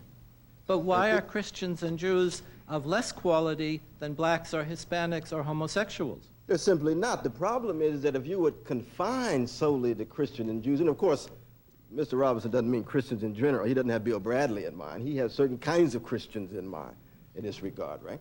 So that the claim here is simply that to confine it solely to Christians and Jews in such a heterogeneous society, pluralistic society, reflects a very truncated imagination as well as a very myopic sense of what and who could contribute to the best welfare of this nation. But faithful Christians and faithful Jews are here too. Of course, and they have and will continue to make contributions, but to think that somehow they would have a monopoly on contributing to the welfare of this complex nation reflects, I think, a very limited view of what is possible. And I take the view that the party that wins defines its tests of office in terms of conviction and policy and so on, and not in terms of things about ourselves that we can't change. Sure. Okay. I mean, one has to accept that, but I mean, keep in mind, you know, I come from a tradition in which I've had to accept the fact that it would be white men or white women, for the most part, that'd be confined to elite positions for 188 years, right? And I assure you, for most of the history of this country, into my lifetime, Jews could not get elected to the Senate either, among other things that they couldn't do. That's true. Everybody has gripes and everybody has complaints, and I don't think that any one group has a greater sense of control of shame over any other group. Let me go on. Some groups have a heavier gravity of degradation than others in the United States. I think we should know. Yeah. If I may. There's a lot of talk here about the danger of the religious right, okay? And I'd like to ask you to tell me, how do you want us to conduct ourselves in politics in a way, let us say, different from the way we now do?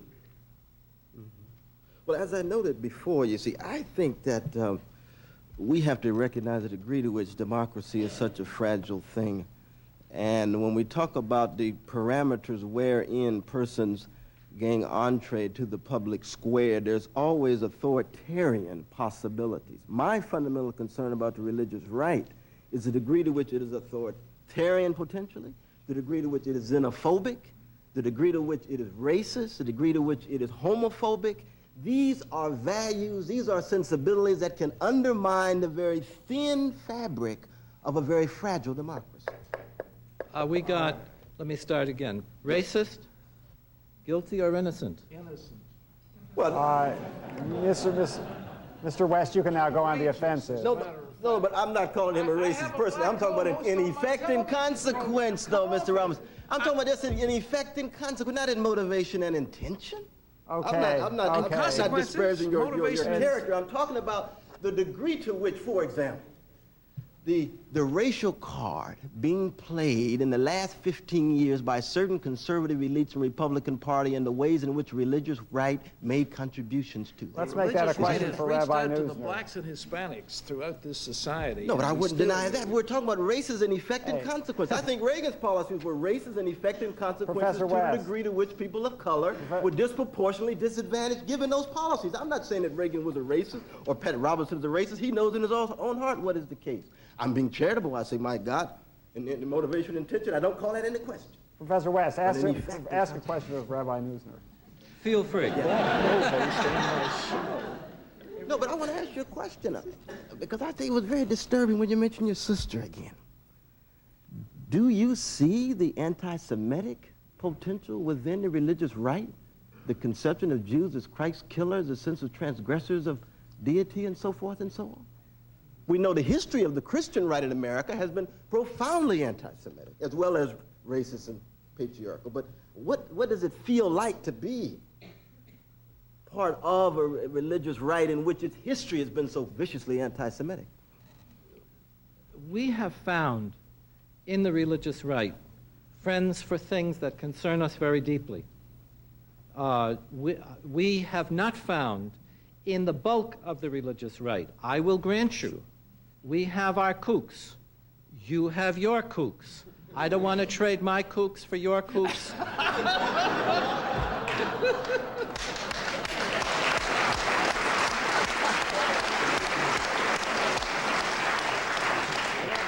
Wait, is Pat Robinson a kook? Is Pat Buchanan a kook? I mean, I want to know hear your answer to that question, how central the Rabbi kooks Neusner. are to the movement here. The problem is not the fringe of the one side or the fringe of the other. And both sides have fringes, as we both recognize. Sure. That you are asking me to declare the religious right anti-Semitic. I don't see any evidence that would permit anyone to draw such a conclusion out of the right that's represented in this room. Not the National Review, not the causes that Congressman Hyde has worked for, and not Dr. Robertson's. Was it Jerry Falwell who said that he was unsure whether God hears the prayers of the Jews? No, it wasn't. Smith. Who was that? Willie Smith. He's a kook. You want more? Is he a kook, the person who said that? It is certainly not beyond another religion's right to take the view that God hears this one's prayers or that one's prayers. People do hold these positions. Religions think they're right. I think my religion is true and right. Religions believe that God has manifested what God wants to this group and not to others. That's perfectly natural, as you, as a professor of religious studies, know full well.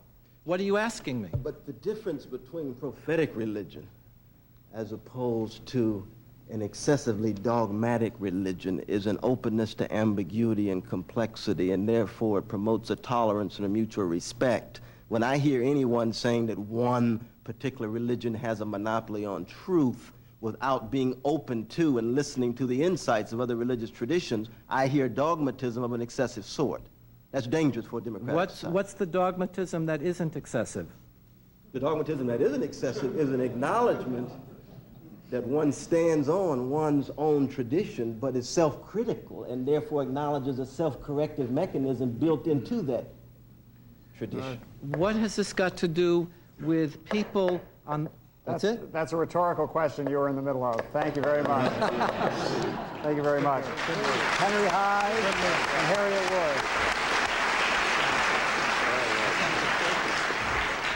And Ms. Woods, why don't you start asking questions of Congressman Hyde?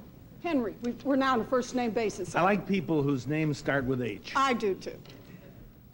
I don't know who else, maybe there are others who've been legislators here. You and I both, I know you're a principled legislator. Aren't you at all concerned when you hear about people who are in the business of marketing candidates and pushing them forward on the basis of religion, that there are righteous and unrighteous positions? Because you know what you end up with in the dialogue and compromise and debate in legislation. Yeah, I'm not comfortable with that, no. Well, I wanted to bring this out because I find you sitting there, and if I ask, and maybe you can help clarify, there seemed to be the implication that all the alarm or the concern was that people were bringing their values into the market. Everyone in the legislation brings their values, and most of them are religious people, wouldn't you? Yes, I wouldn't think much of somebody who kept their values in the closet and tried to legislate. But what do you feel about someone, when you've heard whether it's Christians only or Christians and Jews, who says, I have a criteria which is sectarian for appointing or electing people, with the implication, and you have every right to believe that that's the true word. But the implication is the reason I want them there is they are going to be legislating a true word and not recognizing that there is a give and take. Well, Harriet, I really would have to say that you have a rather narrow focus, because I can't see you as president appointing a lot of men to your cabinet.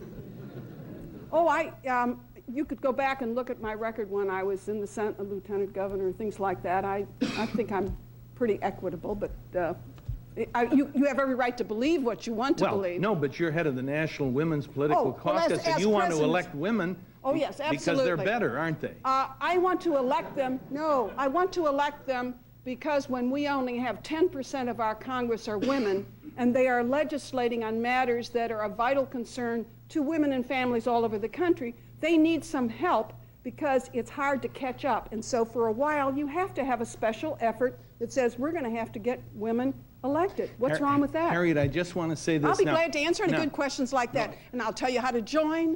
I don't book you want to plug? I don't share lots this of good belief. pamphlets. Harriet, I don't share this belief, but there are some who say there are so many women now on the floor of Congress it looks like a mall. Now, I don't say that. I don't say that. I'm glad. I don't say that. I am so. I disavow that.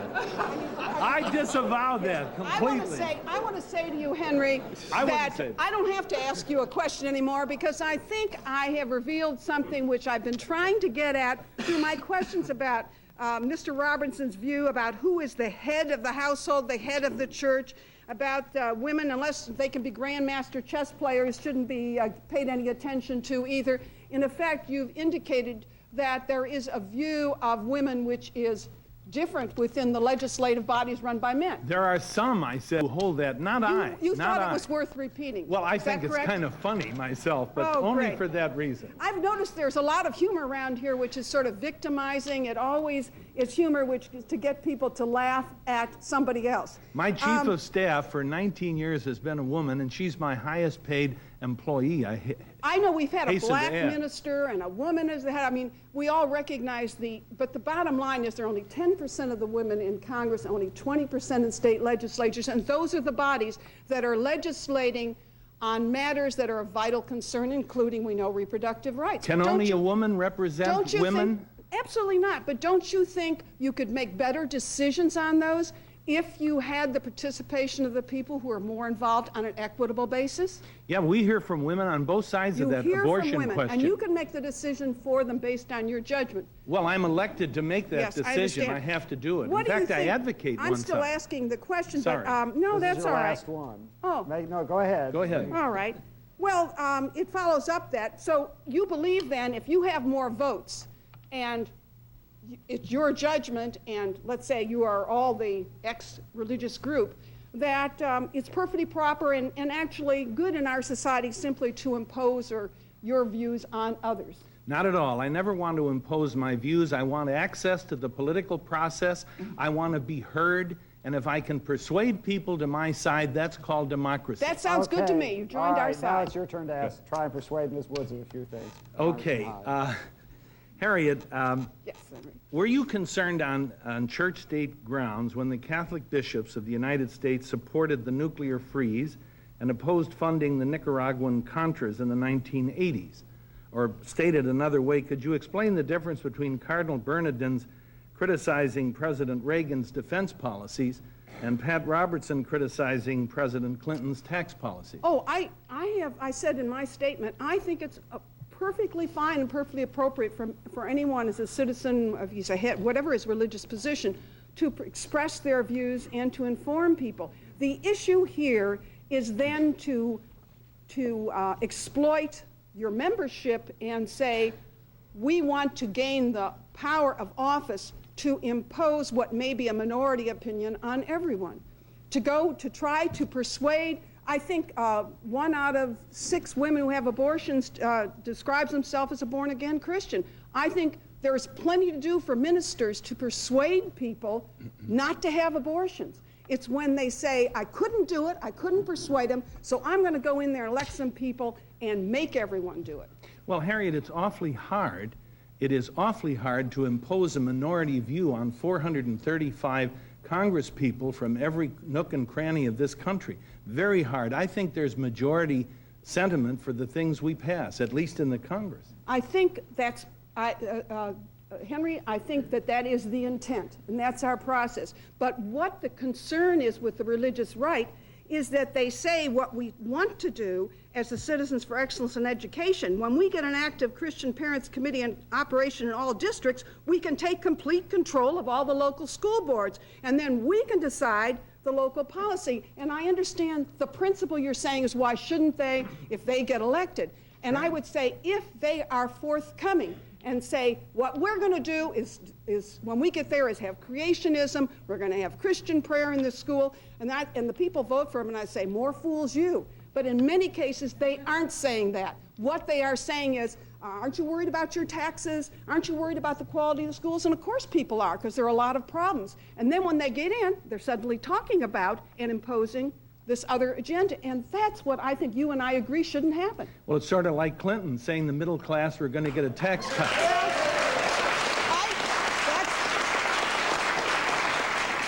That's a fun point, and I will even grant it to you. Thank you. But there is a degree of difference when you're talking about people's very essential values that are dear to all of us who are religious and say, these are things which government should not intrude in. And we may be disillusioned about a politician on a political or financial matter. That's much more easily retrievable than losing your basic rights. But Harriet, I've never met a politician that didn't want to get reelected at least once. And these people who betray their constituency by saying A and then delivering Z don't get reelected. And I think that's where our challenge is. And I think it is a challenge to people to find out, as I say, we don't have to fear the religious right if we expose their agenda and organize and face up to it, because they do not represent the majority. But the problem is that in many cases there is damage done which is almost irretrievable in terms of people who are appointed, actions that are taken, changes in curriculum. You may not reelect them. The child who was humiliated in school, I know your sister played the Virgin Mary. I'm not sure what part you played. I mean, John the Baptist. Oh, that's wonderful. Well, I'm delighted you are. Remember, the Virgin was a Jewish girl. Yeah, I'm glad they found a part for every non-Christian, but I'm just wondering, as the issue has been raised, what long-term impact that had on some others. You may have been able to insulate yourself, but there are plenty of other people. The damage may not be that easily repaired. And so, basically, I'm responding to your question, I guess. All right, thank you very much, both of you.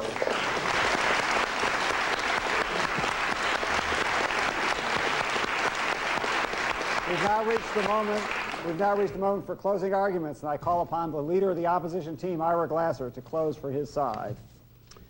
The issue we have been debating is not about whether the religious right has the right to a place at the table and a right to their own freedom of expression on the same terms as everyone else. They do. That is not in dispute here.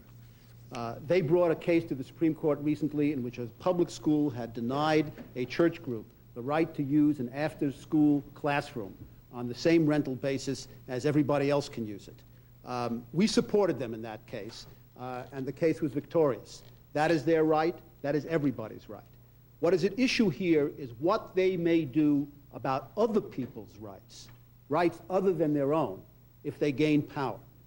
The test of whether you support constitutional rights, free speech and other rights, is whether you support the rights of people you hate. It is not whether you support your own rights. Everybody does that. The real thing we fear is what happens if they get into power. Do they impose a religious test for office? Do they attempt to take over the schools and impose their own religious views? Jerry Falwell says, we look forward to the time when the churches will have taken over the public schools and Christians will be running them. Do they attempt to subservient government to churches? The Mid-Atlantic director of the Christian Coalition says, we think that government should be subservient to the church and we should turn governmental bodies into areas of our ministry. Do they mean to prohibit equal rights for homosexuals? If they mean to do those sorts of things, they are a danger. Now, they say they don't here today, but we have cited at least a dozen examples from their own hand in letters, in newsletters, in books, in speeches, from television shows, over and over and over again. And that's only the tip of an iceberg. This was an aberration. That letter I didn't read. That one I didn't write. This one I really didn't mean. But when you see so much of that, not only from Mr. Robertson, but from many, many representatives of the religious right, you have a legitimate fear for your own rights if you are different than they. That is the only issue under dispute. I, for one, am not prepared to have them elected, exercise that sort of power, and then vote them out of office later. If they believe that this is a government which can exercise that sort of control over people's fundamental rights, they not only violate the separation of church and state, they not only play with the fragility of the democracy, but they violate the intent of the Constitution and the values, the traditional American values that this country was founded on. That is why they are dangerous. Read their stuff. Mr. Buckley. Mr. Buckley to close for the affirmative team.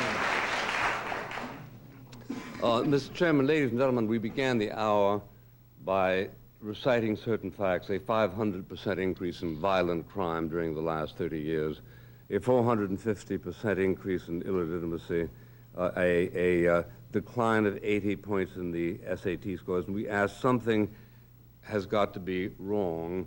We have got to move back in the direction whence we came, when it was not an act of physical bravery to cross the park at night in New York or elsewhere. And we get accosted in return for this suggestion with the threat of a theocracy. He kept talking about a theocracy, and you have just heard over here from Mr. Glasser that we propose really ultimately a religious test for office. If there is somebody in America who proposes a religious test for office, I have yet to meet him or her. Under the circumstances, what they are simply doing is attempting to distract attention from the fact of our having a grave, grave moral problem in this country. And it is a problem that can't be accosted unless we turn to moral values. And moral values for all time and always have issued, as Thomas Jefferson said, from our predilection to listen to religion, to search out the will of God, and to attempt, however imperfectly, to abide by his counsel. There is nobody here who seeks theocracy, but we do seek to make certain advances in the direction of making more incandescent those truths by which at least some people were guided who no longer are, who proceed, as I said a moment ago, to rape and to rob and to plunder and to kill at a rate 400% and 500% ahead of what was happening 30 years ago. So this might run the threat of making somebody feel a little bit isolated when somebody mentions a prayer at a commencement. So what? Let him feel isolated. When I was a student at college, 23 out of 23 members of the political science department announced that they were voting for Truman. I felt isolated, but there's a sense in which, there's a sense in which I was tempered by the experience. It is not all that evil to be isolated, as Michael Kinsley pointed out, as someone who was himself Jewish in a Protestant culture. That isolation, as was my case as a Catholic in a Protestant culture, is not something one ought to be afraid of, but one has in common a desire to do something about it without facing those distracting and ridiculous arguments about how the priests are coming to take over and take us back to the Inquisition and force a theocracy on us. So I beg the ladies and gentlemen of the opposition to reconsider and to repent and to join us. Thank you, Mr. Duffy. Okay. Tell you what. We just have a few seconds left. I'm going to try a little innovation tonight and ask the audience, how many of them, it's not exactly a fair poll because I don't think we started out exactly neutral, but we'll do it anyway. How many in the audience think that we need to fear the religious right? How many think we don't need to fear the religious right? All right, here's a trick question. How many, having listened to the views the past 2 hours, have had their minds changed in some way tonight? 3 people. Well, I think that's a really gross condemnation of both teams. In my view, however, I think both teams did such a brilliant job that it came out in an absolute balance. I think that's the lesson we can learn. I'd like to thank all the people who came tonight, especially the panelists, the University of South Carolina Educational Television, and Warren Stiebel, our producer. Thank you very much.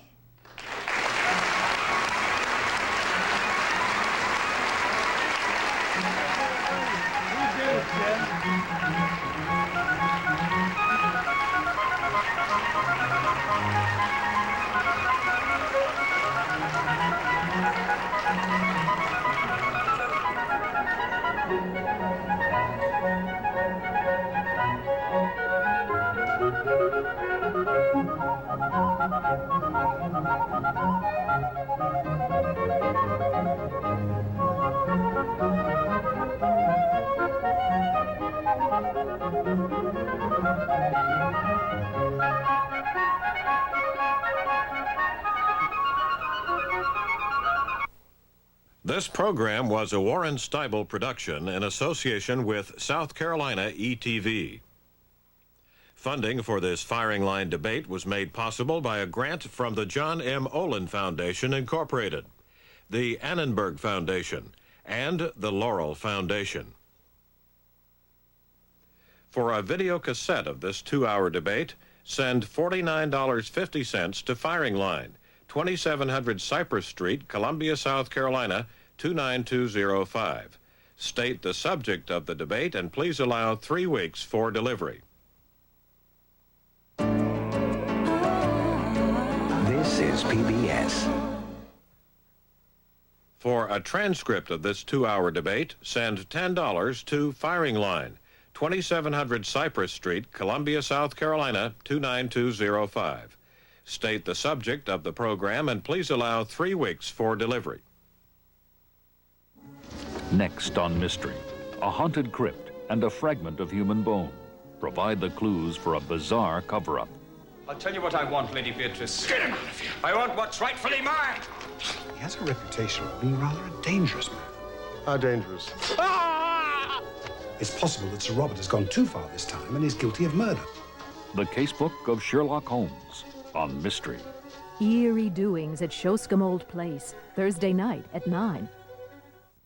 Stokowski, Ormandy, Muti, each made his mark on the Philadelphia Orchestra. Now meet the newest of the maestros of Philadelphia, Wolfgang Sawallisch, next time on Great Performances. Powerful personalities who shape the orchestra, Thursday night at 10. Soon you may be driving this luxurious Lincoln Mark 8, a grand prize treasure valued at over $37,000. Or traveling to Japan, Vienna, Venice, Rio, Bermuda. There are 14 trips in all, and over 120 other fabulous sweepstakes prizes, all donated to benefit 13 and You. Hurry! Enter by September 29th, and you could also win a trip to beautiful Barcelona. Need an official entry form and rules? Call or write. For the treasures, for 13, for you. Enter our Hidden Treasure Sweepstakes now.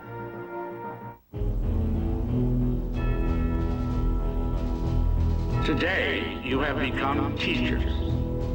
In your hands is our nation's most precious resource, our future. Yet before you can teach a single lesson, you will have to accomplish something far more difficult. You will have to inspire. It is not enough simply to make someone learn. You must make them want to learn. This is your challenge today, tomorrow, and for as long as the eyes of the young look up to you. There's hardly a job on earth that asks more of a person. All we ask of you is to help us give them some tools to do it. We'll be studying tornadoes. Please open your books to chapter 3, page 21. For centuries, man has sought the secret of life. Now you can find it on public television as we crack the code of DNA. Discover how genetic engineering will change our future and the dangers that lurk along the way. We are moving very rapidly in the area of genetic engineering, and we don't know what we're doing. Join us as we unravel the secret of life. The series begins with the wonderful variety of life, Sunday night at 9.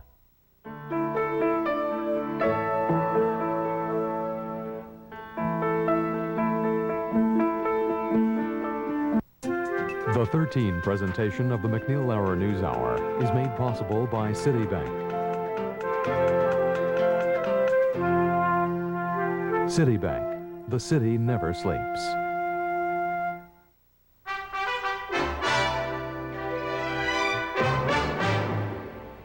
Good evening. I'm Margaret Warner in Washington. And I'm Roger Mudd in New York. After the news summary, we look first at Russian President Yeltsin's decision to disband Parliament. Then to China's quest for the Olympic gold. We have a report and analysis, and essayist Jim Fisher on a road west. Major funding for the McNeil-Lehrer News Hour has been provided by PepsiCo.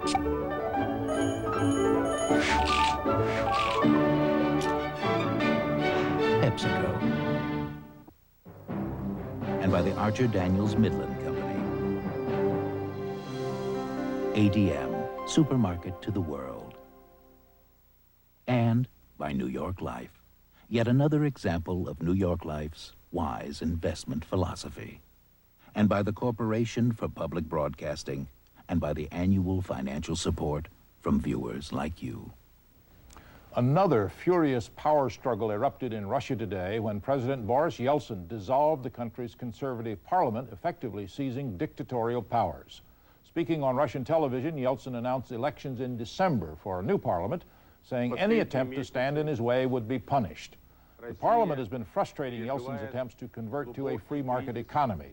The parliament's leaders today quickly denounced the move as a coup d'etat and voted to impeach Yeltsin, replacing him with Vice President Alexander Rutskoy. Hardliners rallied on the streets outside the parliament building, and some began to erect barricades to protect it. However, the country's armed forces vowed to steer clear of the contest. The Defense Ministry issued a statement saying it would remain neutral. In Washington, President Clinton tried to play down the crisis, saying the Russians were trying to come to grips with what it means to be a democracy. He later phoned Yeltsin to express his support. Vice President Gore had this reaction. We're going to work with the forces of democracy and Boris Yeltsin in Russia to do what we can to improve the chances of a successful continuing transition to a democracy and a free market economy there. These are startling developments. The crisis between him and the parliament has been building for some time, and we feel that Boris Yeltsin is the best hope for democracy in Russia. We'll have more on the Russian story right after the news summary. Margaret? Elsewhere in the republics of the former Soviet Union today, Ukraine's parliament accepted the resignation of Prime Minister Leonid Kuchma. The parliament also asked President Leonid Kravchuk to name a new government. The two men have been locked in a power struggle for months. The Prime Minister has called for faster market reforms and closer economic ties with Russia. And in the Republic of Georgia, 28 people were killed when a passenger plane was shot down near the besieged city of Sukhumi. Georgian officials blame the attack on separatist rebels fighting for control of Georgia's Abkhazia region. The Democratic floor leader of the House announced today he would actively oppose the North American Free Trade Agreement. Majority Leader Richard Gephardt of Missouri said he does not believe the accord is in the best interest of either the United States or Mexico. The Assistant Majority Leader, David Bonnier of Michigan, announced his opposition some time ago. Gephardt spoke at a news conference in Washington. Despite the best efforts of President Clinton and his administration to remedy the flaws in the Bush-negotiated NAFTA, the agreement is not a sufficient force for progress. The issues are too important, and the stakes are too great to pass a deficient NAFTA.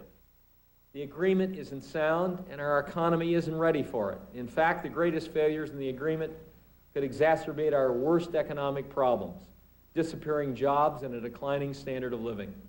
Soon after Gephardt's speech, congressional supporters of NAFTA called a news conference to respond. They were led by the Speaker of the House, Tom Foley. All the issues he's raised are valid issues. Each one of them is a valid issue. The question is, will we be better off or worse off on those issues and problems he raises with NAFTA or without NAFTA? We believe we would be better off with NAFTA. We don't believe that environmental standards are as likely to improve without NAFTA as with NAFTA. We don't believe that the relative opportunity for our exports will be as great without NAFTA as with NAFTA. We don't believe that there will be as many jobs without NAFTA as with NAFTA. We could go down the list. We have an honest disagreement. The Commerce Department today said housing starts jumped in August to their highest level in 3.5 years. They were up 7.8%. Construction of new homes and apartments grew in all regions of the country except the Northeast. President Clinton signed legislation today to let students trade public service work for college tuition funds. Mr. Clinton said the new National Service Program would strengthen the cords that bind us together. He spoke at a signing ceremony on the White House lawn. I hope, believe, and dream that national service will remain throughout the life of America, not a series of promises, but a series of challenges across all the generations and all walks of life to help us to rebuild our troubled but wonderful land. I hope that someday the success of this program will make it possible for every young American who wishes to serve and earn credit against a college education or other kinds of education and training to do that. And I believe it will happen. 100,000 young people will participate over the next 3 years at a cost of $1.5 billion. U.S. Rangers in Mogadishu, Somalia today captured a chief aide to the fugitive warlord Mohammed Farah Aidid. It was the first major success for the elite Ranger force which arrived in the country several weeks ago. A UN spokesman said the man arrested was the chief financier for Aidid, who is blamed for the killing of 50 peacekeepers.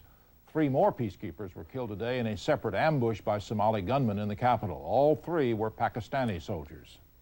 Israeli Prime Minister Yitzhak Rabin asked the Israeli parliament today for a vote of confidence on the Israeli-Palestinian peace accord.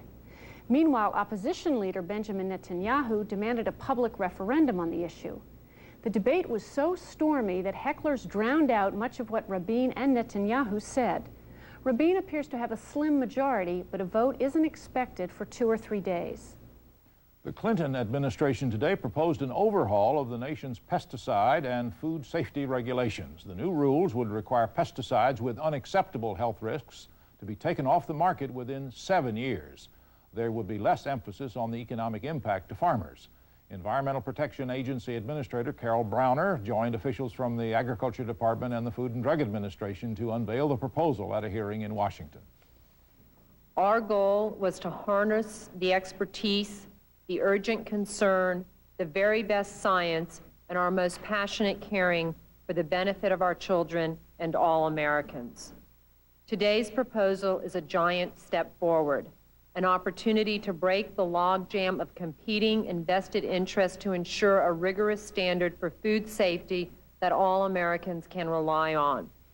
A moderate earthquake struck last night in southern Oregon. The quake, measuring 5.7 on the Richter scale, was centered near Klamath Falls. It damaged several buildings. Its aftershocks caused scattered power and telephone outages in the region.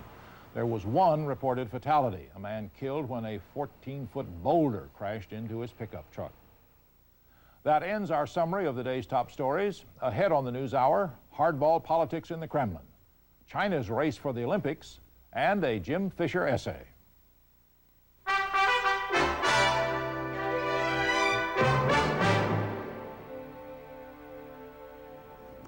The political crisis in Russia is first tonight. At this very moment, there is a standoff between President Yeltsin and the parliament, many of whom are old-line communists. Yeltsin dissolved the parliament this evening and said he was taking control of the Russian government. He called for new parliamentary elections in December. The response from his political opponents came quickly. The parliament impeached Yeltsin and installed conservative Vice President Alexander Rutskoy in Yeltsin's place. We start with this report filed by Jeffrey Archer for the independent television news program in London, News at 10. President Yeltsin did his best to look relaxed, stagily sipping at a cup of tea as he told the Russian people he was dissolving parliament. There'll be elections for a new assembly in December, he said.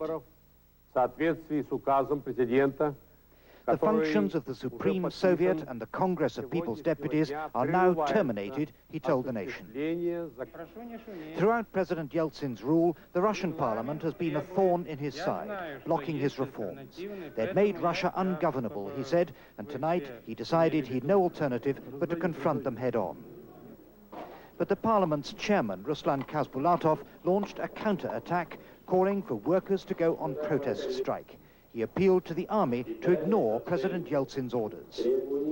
I request you should in no way obey the criminal orders coming from this presidential decree, he said. All telephones to the Russian parliament building, the White House, were reported cut off after President Yeltsin's speech. Keeping control of government communications will be vital if Mr. Yeltsin's to hold on to power.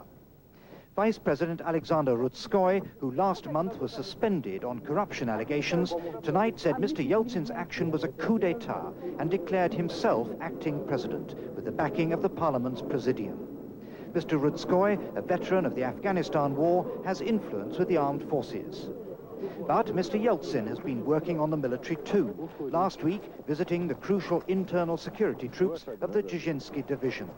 There have been allegations that these troops are on standby to seize control of Parliament if ordered to do so.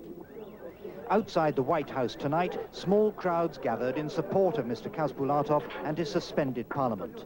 They broke up paving stones as makeshift barricades, an attempt to deter the tanks which they expected to see on the streets later. There are militiamen about, but Mr. Yeltsin's Prime Minister has firmly denied there's any tightening of security in Moscow tonight. And just in the last few minutes, we've seen these pictures of Vice President Rutskoy being sworn in as president to replace President Yeltsin. He has the parliament's backing, but who will run the country tomorrow is the big question tonight. Secretary of State Warren Christopher held a briefing this evening on the situation in Moscow. Here is an excerpt.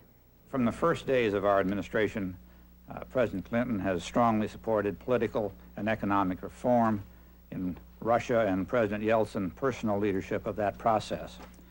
In today's speech to the Russian people, President Yeltsin set forth his plan for new parliamentary elections as a means of resolving the political impasse that has blocked reform and impeded constitutional change. Just as we did at the time of the April referendum, the Clinton administration supports President Yeltsin and his program for democratic reform. We believe that the Russian people should have the right to determine the political future of their country at the ballot box. We urge Russian leaders at all levels to work together in a democratic process that maintains peace and stability while fully respecting civil liberties and individual human rights.